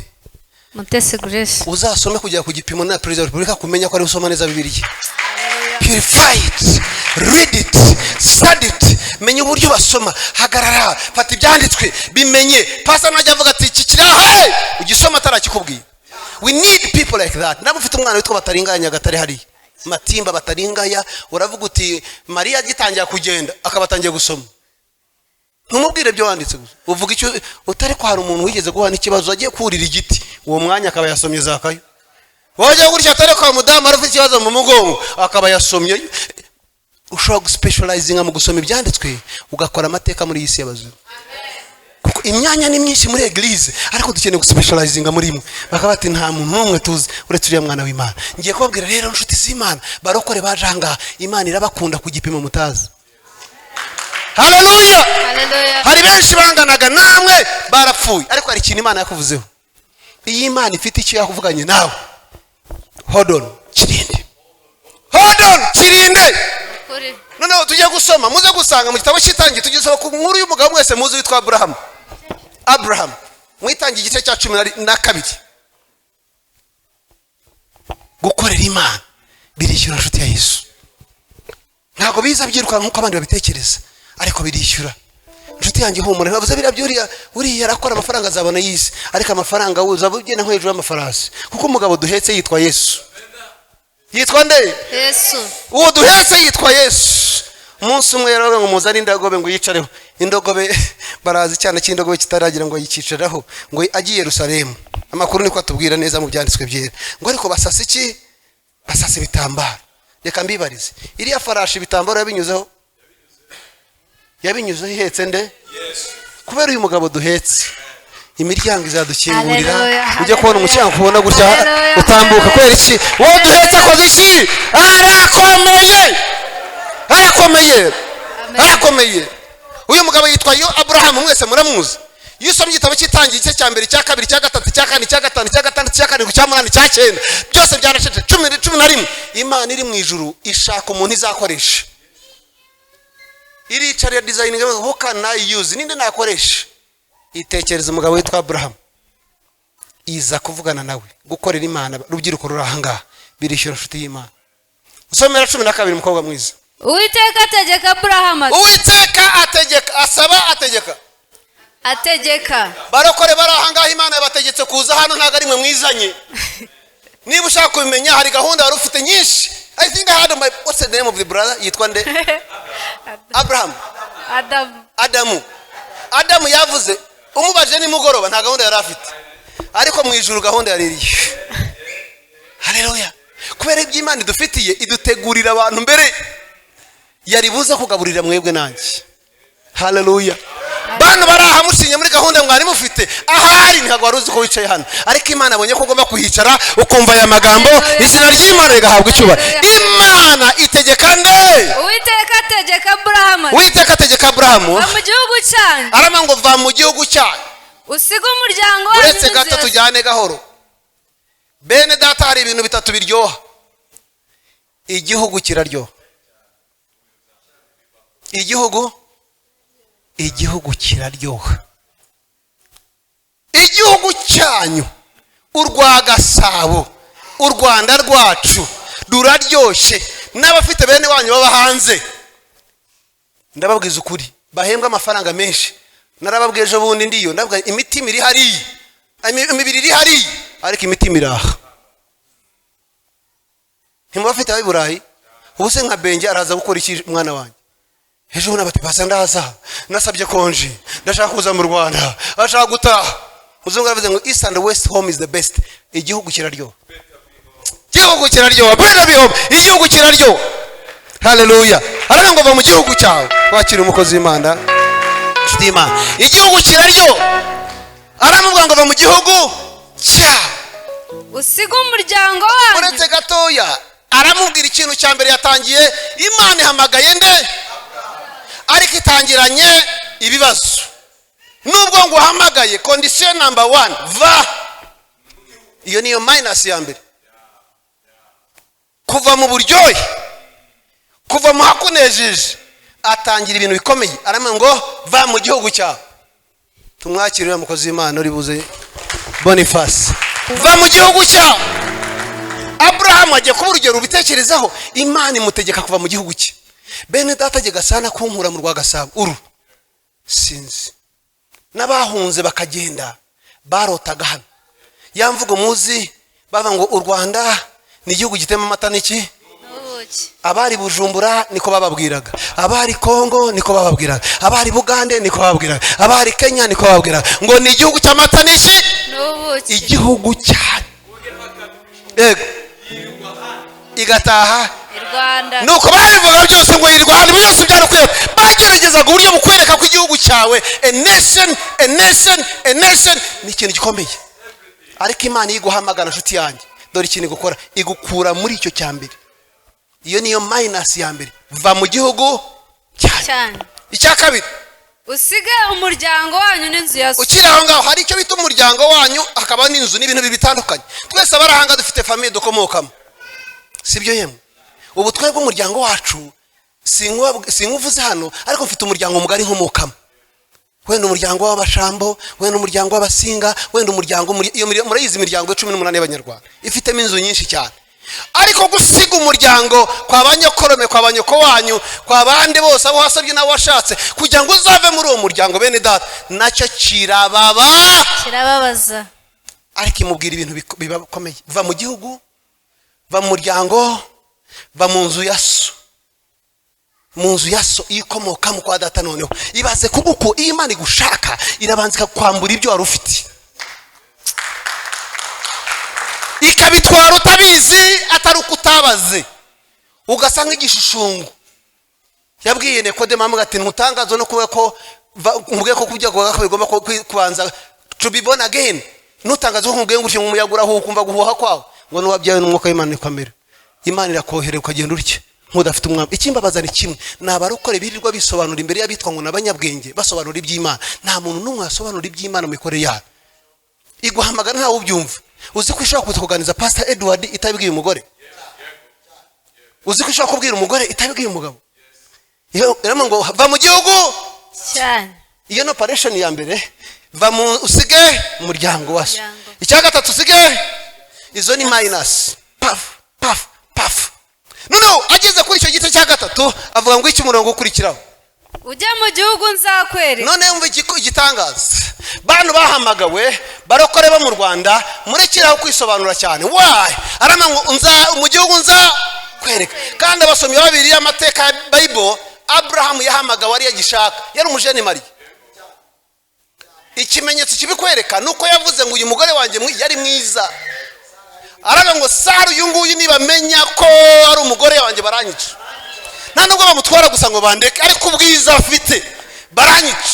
Iyo duhamagawe dutwarwa mu bisa nk'ibiri butwice, ariko ariyo nzira yo gukira kwacu. Ariko ikibabaje ntitugira amaso yo kubona iyo tujya ngo duse nk'abareba turenge hirya. Yamatwara arengaga tukarebayo.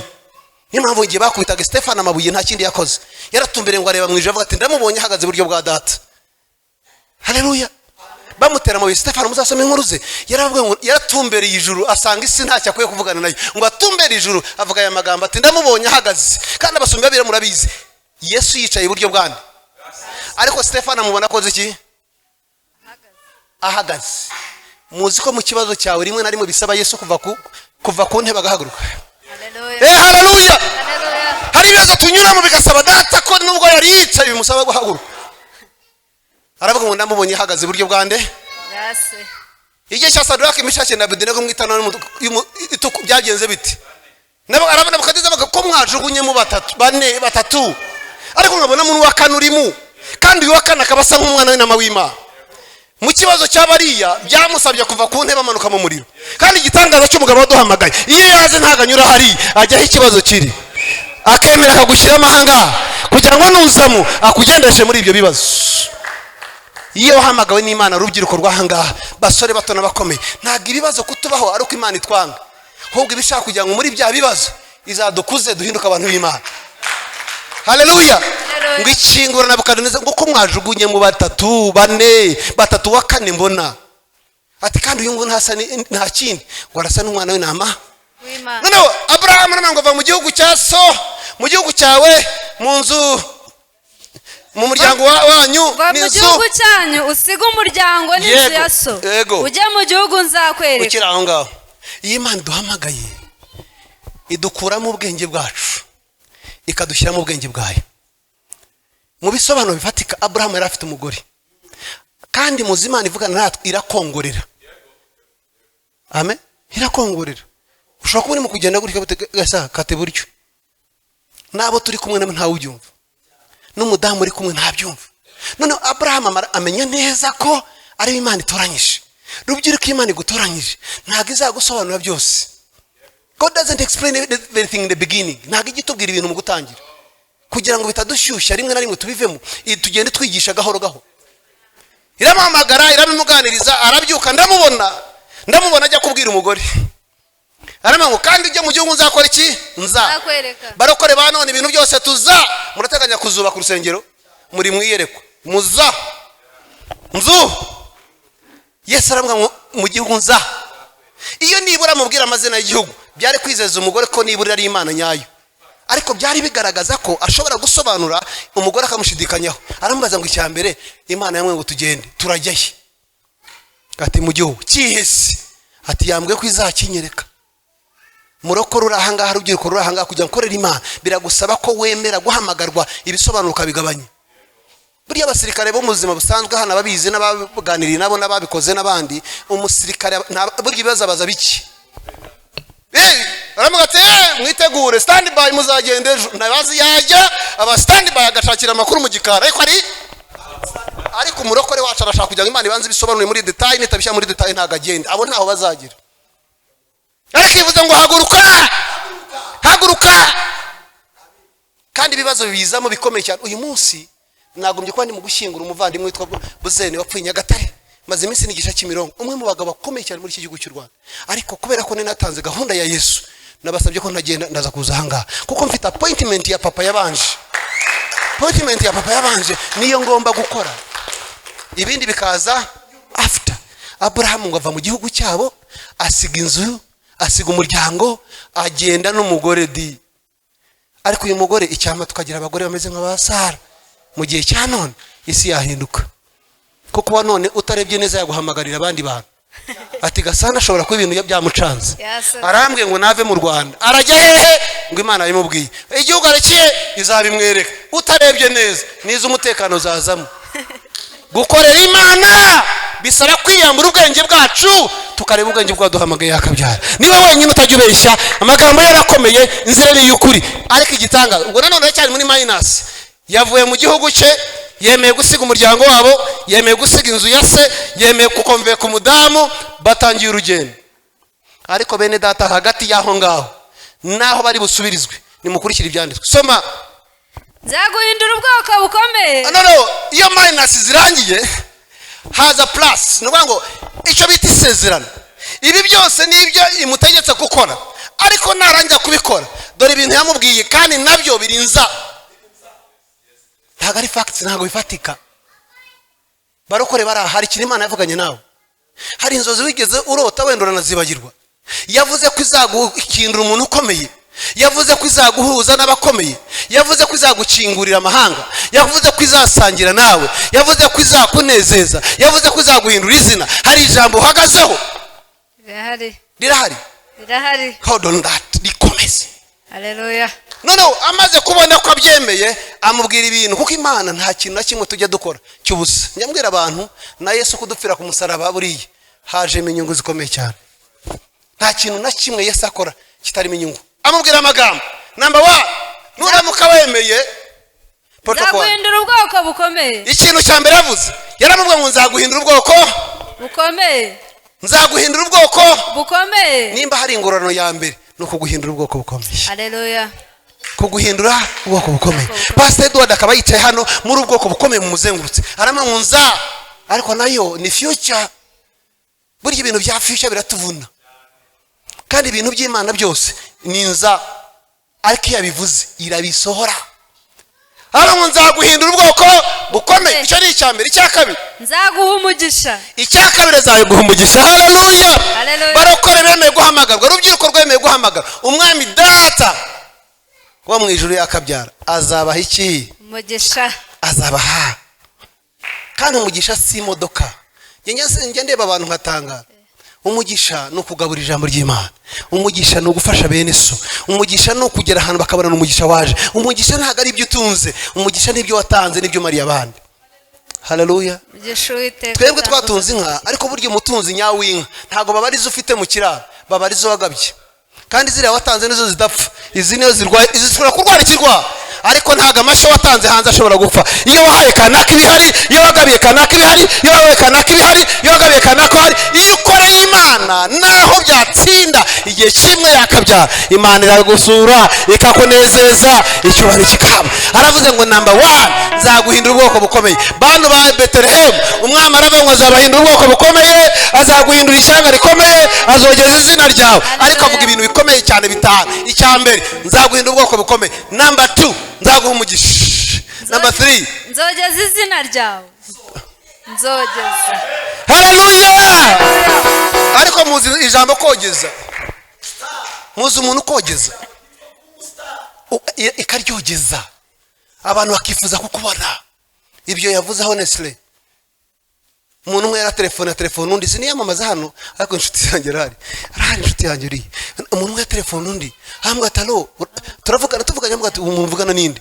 Ati ni Pastor Gasana. Tayiwe. Ati se umuntu amubona ati. Ati ngo ubyumbwira nibyo. Undi ati ahita bimbwira uwo tuvugana. Ni nk'ubwo pass the phone, nimumera telefone. Mu cyubahiro cyinshi, kandi uwo muntu abivugaga, nanjye ndamwubaha. Ariko nawe aziko hagati yanjye nawe kumbona ngo nafere, nanjye kandi numva ko mubona rafere. Imana ishaka kogeza izina ryawe, igushyiraho ubwiza bwayo, ikazamura izina ryawe, iranozogeza izina ryawe. Barokore barahanga. Nubona umuntu ari mu kugusiribangira izina, natangiye mbabwira ntabantu bose ni beza, biterwa n'uhingukiyeho baza umuntu. Noneho amubwiye ko icyambere azamuhindurira ubwoko bukomeye. Icyampa mugahinduka ubwoko bukomeye, ishyanga rikomeye cyane. Haleluya. Icya kabiri izakuguhindura umunyamugisha. Nzabahindura umugisha. Nzabahindura niko avuga. Nzaguha umugisha. Nzaguha umugisha. Icya gatatu nzogeza izina ryawe. Icya kane uzaba umugisha. aho niho ndagera. Haleluya. Ino becoming a blessing. Bene datari gisho guhesha abantu umugisha, ariko when you go to a level, hari level z'umugisha ukaba watanga, hari naho ugera ukaba umugisha. Uza hano bera umugisha nicyaje avuga ngo gasa turagusaba uzadutahira ubukwe nta n'ikindi uzakora, ariko uzadufashe wicare mu ntebe z'imbere.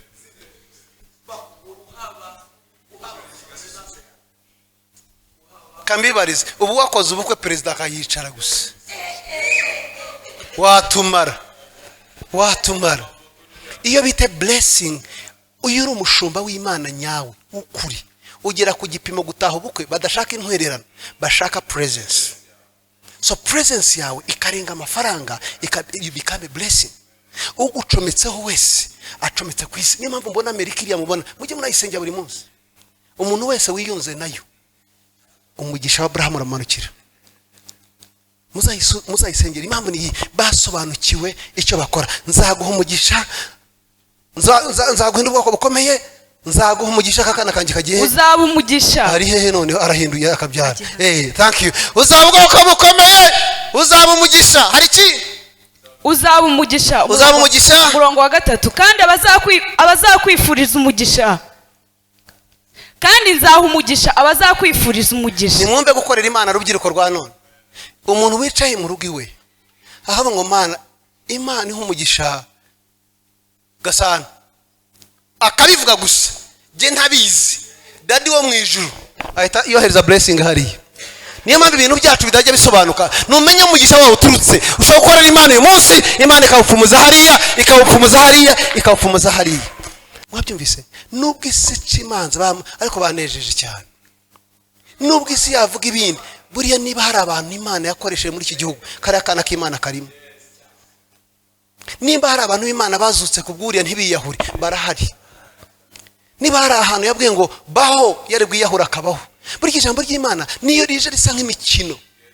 Umuntu akagukinisha ati Imana iguha umugisha. Iryo jambo akaryatura. Dadi wo mwijuru akwitaho kashi.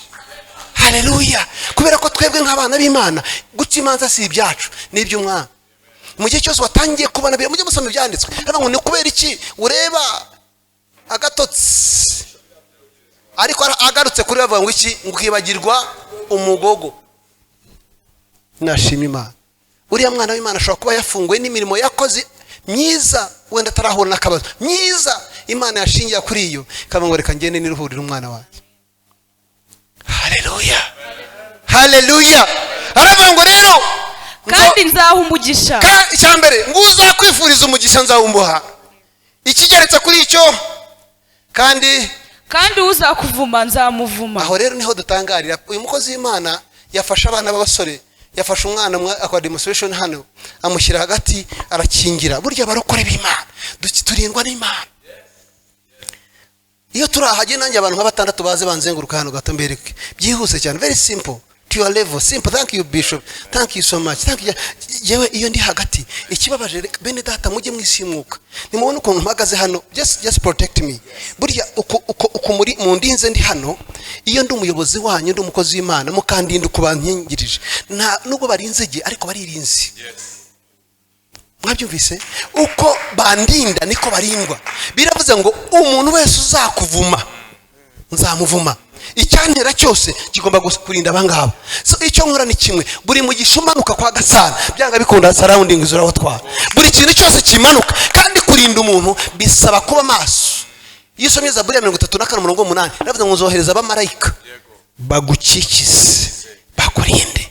Niyo mpamvu buri muntu wese afite marayika we, ntago tubimenya. Niyo mpamvu iyi si igiye kuguseka, Imana yohereza abamarayika bakagukingira. Bajya kumbona bakabona mwene data mu gikari, bajya kumfasha bakabona uyu nguyu, bajya kujya gutya bakabona harundi n'inyuma. Ikibabaza ni kimwe, nijye utekereza ko nkomeye kandi hakomeye umwami wanjye. Mwisha inshuti y'Imana, Imana iravuze ngo nzabarinda ngo bazakwifuriza umugisha. Mwebwe don't have time to go and explain yourself to people, just serve him.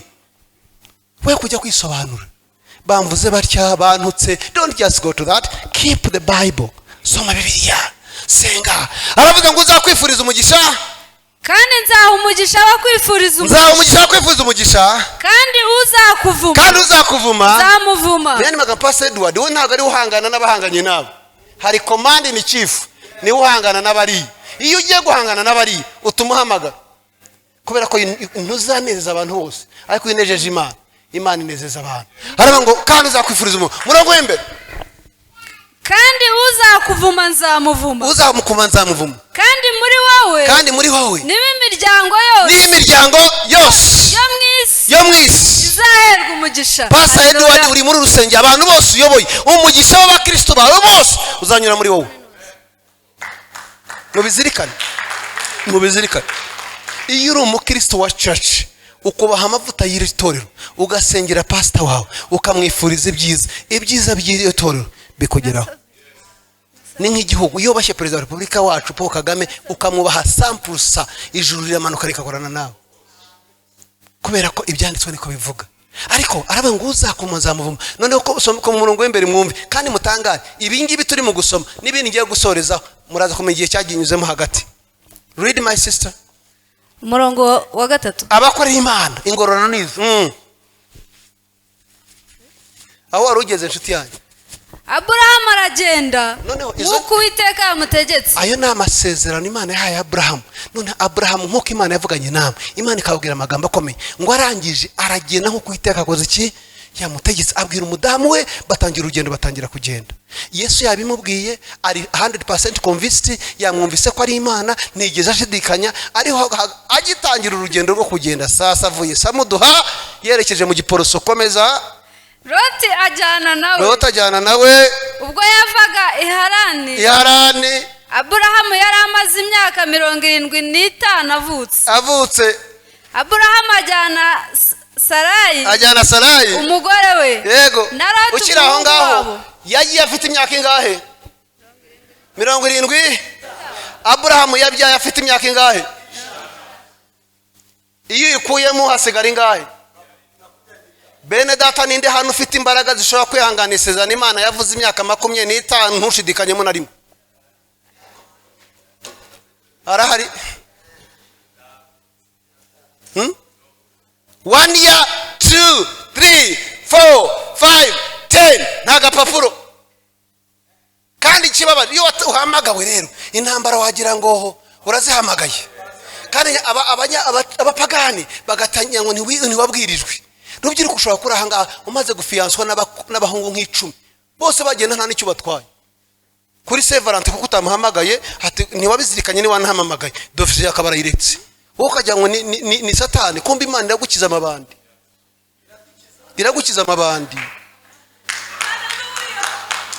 Ukabona ibibazo byawe undi bitangwa n'inshuti magara mu kanya gato akagenda, ukajya ngo urica rubanza. Hari ibintu bituba hatari uko twakoze ibyaha, ahubwo Imana iri mu kazi kayo. Icyo dusabwa ni kimwe, ni ugutegereza akazi k'Imana, tukizera ibyo yavuze, tukabyihambiraho. Bishobora gutinda, byamara 2, byamara umwaka, ariko iyo yavuze isezerano ryayo, havuze hahandi mu byanditswe ngo nare umusore none sindabona umwana umukiranutsi aretswe. Igitangazo kibabaje, haba haje Loti mwene Sewa, bakigera hariya babarashwanye. Bikigera imbere gutandukana n'umwana mufite icyo mufana mu rusengero bakabimenya. Tukana kasenganaga n'akana kari mu byara we, ariko baratandukanye, umwe ari hariya undi ari hariya. Imana iri ku murimo, kuko inzu ya rukara kababanza kuyisenya, ubwenge bakabuhindura 0, amafaranga bakabihindura 0. Je natangiye umurimo w'Imana mfite imodoka enye. Natangiye umurimo w'Imana navuye mu mashuri ya Bibiliya namaze kwiga. Natangiye umurimo w'Imana nasomye cyane ngo nta mugabo wubaka inzu yatabanje kuyibarira ngo atazayirangira ngo aseke. Nafashe credit muri Beseri 2006 ngura ibyuma by'urusengero n'intebe. Ntaratangira kuko se nashaka intebe z'igihe. Muri make niteguye bwa mugendo gasana yari yiteguye. Mama we, Imana kumbira shaka kubaka etage, ngenda shaka rukarakara. Ibintu bigenda.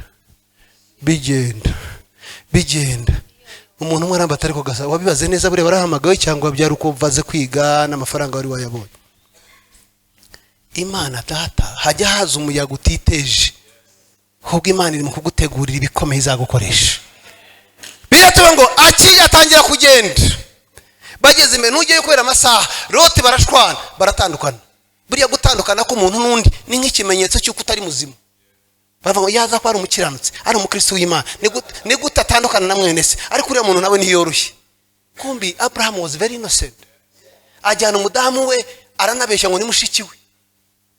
Mu kanya gato Imana iramanuka kuko iri muri operation ikora ku mwami, aramubwira ati kuki wankoresha icyaha kitabaho, amusubiza umudamu. Babana umwaka wa mbere wa kabiri wa gatatu wa kane nta mwana wa gatanu, badamu bene data wakwiha. Uzi ko umuntu washatse rimwe agishaka amezi 6 mumaze ariko ntago urasama simwa.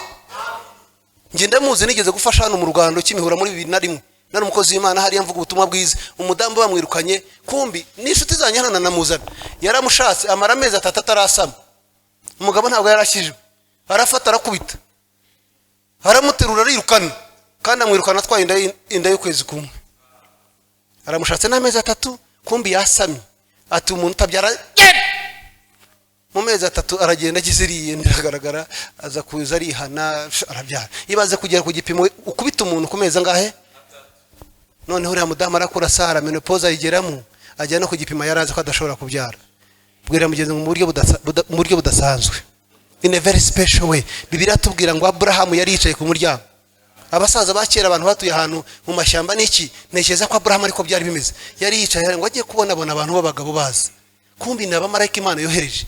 Nyuma y'igihe kinini, nyuma yo kwirwariza, nyuma yo kuryamana n'umujakazi wazanywe n'umugore we, bure no kwishakira inzira. Wa musore we, wa mukobwa we, mwe kwishakira inzira, mutegereze icyo Imana yavuganye nawe. Niba hari icyo yakubwiye, niyo cyatsinda Imana ya Abraham izakizana. Soreze kubuhamya, umukobwa wanjye imfura n'umukobwa, damu wanjye tugiye kubyara umwana ukurikiraho tubyara umuhungu, kandi Imana inyereka umwana w'umukobwa mwiza cyane ariho nabyaye. Tugiye kubyara tubyara umuhungu, ndavuga si Imana, burya Satani yerekana ibyiza. Tukwise umwana wakurikiyeho wa 3 azari umuhungu, umwana wa 4 azari umuhungu, umwana wa 5 azari umuhungu, umwana wa 6 azari umuhungu, umwana wa 7 azari umuhungu, umwana wa 8 azari umuhungu. Cyokoze nanjye ndavuga nari hari ushobora kuba ari amarangamutima. Uzi ko hari igihe ibintu Imana ikubwira wasuzuma mu buryo bufatika ugatekereza ko ari amarangamutima, ukumva nkaho utumvise neza, ukavuga se ni Imana yavuze cyangwa narayitiranyije. Ntibazakubeshye, nta muntu utagira muri icyo gihe. Narahamagawe sinahamagawe, narabyitiranyije sinabyitiranyije, ibibazo bikwegereye. Ako mubwira mugengo ku mwana wa 9, igikomeza isezerano ryayo mu bihe bikomeye cyane.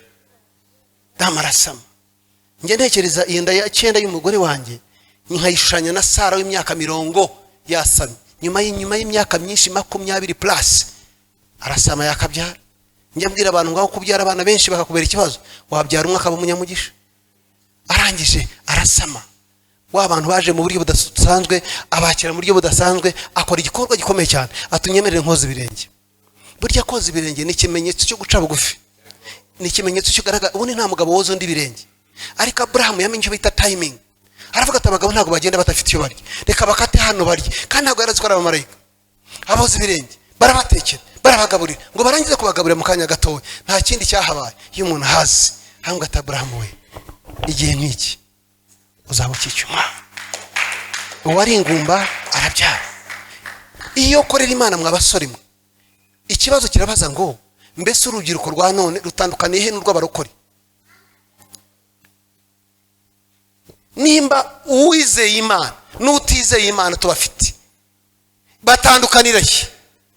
Imigendere ni imwe, imyambarire ni imwe, imivugire ni imwe, imirire ni imwe, utuntu twose ni tumwe. Dukeneye kugira ikintu kidatandukanya n'abatizera, kugira ngo umuntu nakubona akubonemo Imana, akubona avuga ati uyu muntu n'umuntu w'Imana, kandi utavuze, utiyamamaje, utajya ahantu hose, ukagenda nk'uko Imana ishaka. Iyo umuntu yakoreye Imana, inshuti z'Imana, ingororano ze n'izi n'ubukire n'icyubahiro. ariko ibyo mbabwira uyu munsi twese abateraniye hano bya bindi yamusezeranyije ku myaka mike cyane, uyu munsi wa none twese turabuze ku rubande, icyo turacyemera. Niyo Mana ya Abraham, Mana ya Isaka, Mana ya Yakobo, ariko yari yarababajwe. So gukorera Imana rero hari igihe ushobora gutekereza ko byica, ariko ndababwiza ukuri nta kintu cyiza nko gukorera Imana. Tuzamura amakode Imana icyubahiro. Haleluya. Ibyo byose yakoze yageze yaracecetse. Nimuza gusuzuma neza ku gice cya 12 niho yamuhamagari, ariko yatangiye gusoza amasezerano ku gice cya 18.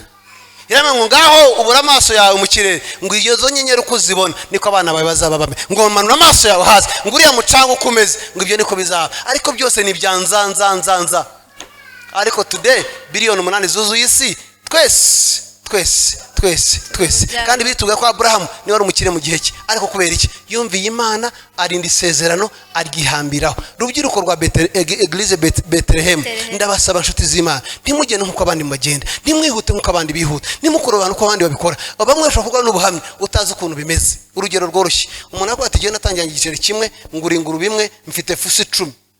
Hagati y'igiceri n'ingurube na fusi 10 ntaguza amanyanga ari hagati aho. You don't know what is happening.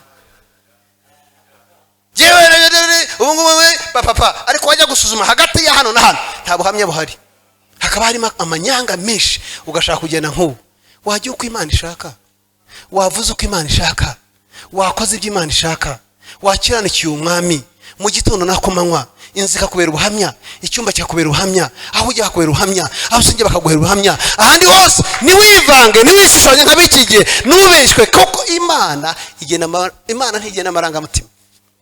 God doesn't deal with emotions. Imana igenda kuri cyota principle. Mujya mumenya neza ko Imana dusezeranyije ibintu bitatu bikomeye. Yaravuze ngo ibyo byose Abraham ni warekera inshuti yanjye wakoze kunsomera, muzi neza ko byose byasohoye. Muzi ko bana b'Imana Yesu adusezeranye ko zaduhinda ubwoko bukomeye. Yesu atabeshya. Ahubwo ikibazo twe turihuta, rimwe tukabivamo, yaza kugushaka akakubura. Urugero rworoshye, niba mwarashyize iterano rya hano sinzi isaha riteranira, tegura kuri buhabe ya saha marayika namanura umugisha w'Imana asanga uhicaye. Umugabo witwa Yakobo yigeze kuryama ngo yisegura iki, agiye kurota iki, ngo abona urwego, ngo abona abamarayika bamwe bamanuka abandi bazamuka. Sasa hari igihe marayika azana ibisubizo byawe akakubura, yashaka icyo atwara akakibura. Niba wiyemeje kuza mu iteraniro kuwa gatatu, bitegure kare, come and sit, ntiweme distraction, ntiweme ibiganiro bitariho. Iki gihugu gikeneye urubyiruko rusobanutse. Umugabo w'inshuti yanjye yarabwe ngo nta gushaka guhindura ejo hashize, ariko wategura ejo hazaza. You can't change your yesterday, but you can position yourself for the future. Buri munsi agakeneye abantu bagaciro, barakeneye muri iyi si. Ushaka kuvuga uti genge ku bidolari, ubugene nahisemo Gasana James mu matanzi, genda shaka kuzabizaha muri iki gihugu cy'u Rwanda. Ariko muzi icyo bisaba no kwiyanga, kutagena uko bashaka, kwemera ko bakuvuga, kwizera umwami wawe, gukiranikira uwo nguwo mu gitondo na nijoro, ukabirinda mu gitondo ukabirinda ku manywa. Imana ya Abraham ikavuga iti ngo uyu mbona nakwishimira, umuntu ukaba impumuro nziza, abantu bakabona bakakubona Yesu. Ingororano rero gukorera Imana iyo ubabajwe cyane ariko ukarinda amasezerano y'Imana. Icyarangiye mwabonye ibyo Abraham yabaye. Ubu ni sogokuru wanjye, ni sogokuru wawe, yatunze ibintu, yafashije isi, yabaye sogokuru w'amahanga yose. Kubera iki? Yarababajwe. Ariko abarokore b'uyu munsi barashaka ibitangaza bidafite mu kwihangana. Urasenga ntiwihangane, urakora umutima wawe. Imana yarambwiye nge mbwira abantu, mbwira ntiwabeshya Imana, ntiwakwibeshya. Ntiwabeshya Imana, ntiwakwibeshya. Ibyo bintu bibiri ntiwabeshya. Ariko tuzirikane tuvuga ngo ariko mbese Gasana wagiye muri Eglise Bethlehem, mbese ni Yesu wagaragaye cyangwa ni Gasana? Abraham nta kindi yarwanye nacyo, yarwanye no kurira izina ry'Imana ryonyine. Imana iramurinda. Iyo uhagaze ku ijambo ry'Imana, ugahagarara ku cy'Imana yakubwiye, ugahagarara ku masezerano, umwami Yesu arakwamamaza yakabyara. Don't just go outside. Genda umwe muri iki gihugu cy'u Rwanda utajya ujya kuri social media. Atari uko nyanga, kuko social media ni umwe mu misozi 7 ikomeye cyane. Ndateganya kuzabikora, ariko uraganza ufite uko biteganya. Ndateganya kuzabikora nkafasha abantu benshi, ariko ndakubwiza ukuri, ushobora gusanga abantu benshi Yesu yamaye kugeraho ni benshi, ariko mwene so nimba ari mushyigikire. Ibi mubona muri kuri social media hanga mutajya ngo ni ibintu birahenze ku gipimo kirenze. Nabwiza kuri hadi abantu bakajya ngo ndabwiza ngo radio yampamagaye, televiziyo yampamagaye, ariko ndabwiza ukuri bisaba amafaranga. Ushobora kuba udashobora kumenya kuvuga, ariko gashyikira uvuga. iyo abwiriza ubutumwa bwiza uwatanze amafaranga n'uwabwirije ubutumwa bagabana umugisha w'Imana. Ushobora gukorera Imana muri iyo sansi, icyubahiro kikabe cy'Imana. Ushobora gukorera Imana utavuze, ushobora gukora Imana udashakuje, ushobora gukora Imana utagiye ahantu hose, ariko icyubahiro cy'Imana kikamanuka. Iyo gusezeranyije ko izagukomeza, izaguha ubutunzi bukomeye, izaguha ibintu bikomeye ku isi, icyubahiro kiba ari cyayo. Kandi cyanyuma soza ngo nicare, nuko ibyo amaso y'abantu abona bitandukana n'ibyo bita umugisha. Umuntu wakavuga ati bene data Imana yaranzamuye maze kujya muri Amerika inshuro 20, niwe wajyayo inshuro 100 ko n'indaya zijyayo n'ibisambo. That's not a blessing. That's not a blessing. Kwa hiyo Imana yaranzamuye uyu munsi mfite imodoka 6. That's not a blessing. Izo modoka 6 zimara iki abanyarwanda? Izo modoka 6 zikumara iki wo? Izo modoka 6 zimara iki itorero ry'Imana? Ibyo utunze bimara iki abandi bantu? Imana icyo yita umugisha n'icyo yaguhaye kikagera ku bandi, kikagera ku bandi, kikagera ku bandi, kikabe blessing. Ariko ishaka kuguha ibyo ngibyo kugira ngo uheshe Imana icyubahiro, ahubwo ugatangira gusa nkaho uzamuka hejuru. Yaravuze ngo nitumushyira hejuru azareshya benshi abigaruraho. Reka nsoze mbasaba urubyiruko rurahanga mutandukanye ibyo mubona n'ibyo mureba, mutandukanye ibyo mwumva n'ibyo mwitaho, kubera ko icyo amaso abona n'umutwe n'amatwi yumva kijya mu mutima kikazagasa nkacyo. Ushobora kudahindura ejo hashize ariko wakwitegura uyu munsi ugatunganya ejo hazaza. Ushobora kudahindura abantu benshi ariko hinda umudugudu utuyemo kubw'izina ry'Imana. Korera Imana mu gitondo ku manywa na nijoro, uyikoreye mu gukiranuka, uyikoreye mu nzira nziza, kubera ko Paulo yavuze ngo dushoboze na Kristo duha imbaraga. Buri kintu cyose ukoze gikore neza kugira ngo Imana ihabwe icyubahiro. Nusanga batuka mwene so, ceceka we ko ntago ari akazi kawe, kora ikikureba. Nugikora neza ukakigiramo inyungu, kizakubyarira umusaruro urenze uko abantu batekereza. Ikindi wirinde uko abantu bakuzamura bakuririmbira, ujye ureba ko baririmbira Yesu, kuko biroroha ko abantu bakuzamura ukagira ngo uri gitangaza.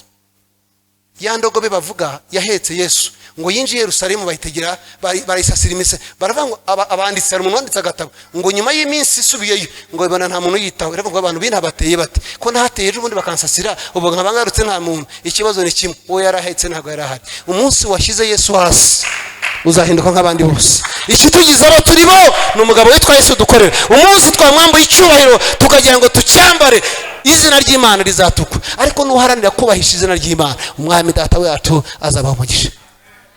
Haleluya, haleluya, haleluya, haleluya. Inshuti zanjye barokore, hari ibintu tudakora atari ibyaha ariko byenda gusa nabyo, byenda gusa nabyo. Ahantu uhagarara, ahantu wicara, ahantu ugenda, ibintu uvuga, abuvugana nabo, groupe zawe zimeze ziti. Hari icyo bita ngo n'ubusirimu. Ubusirimu n'ubupagani ni ibintu biri contrary. Wowe kora ibinezeza umwami bitabangamira bene so, kuko biravuga ngo Yesu yakuze yubahwa n'Imana ariko akundwa n'iki? Ashimwa n'abantu.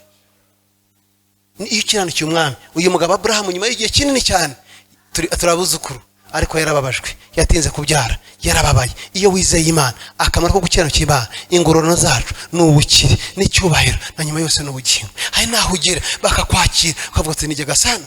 Nubona bakwakira ku rwego rwo hejuru, jya ukora ibishoboka byose icyo cyubahiro gisangire na data.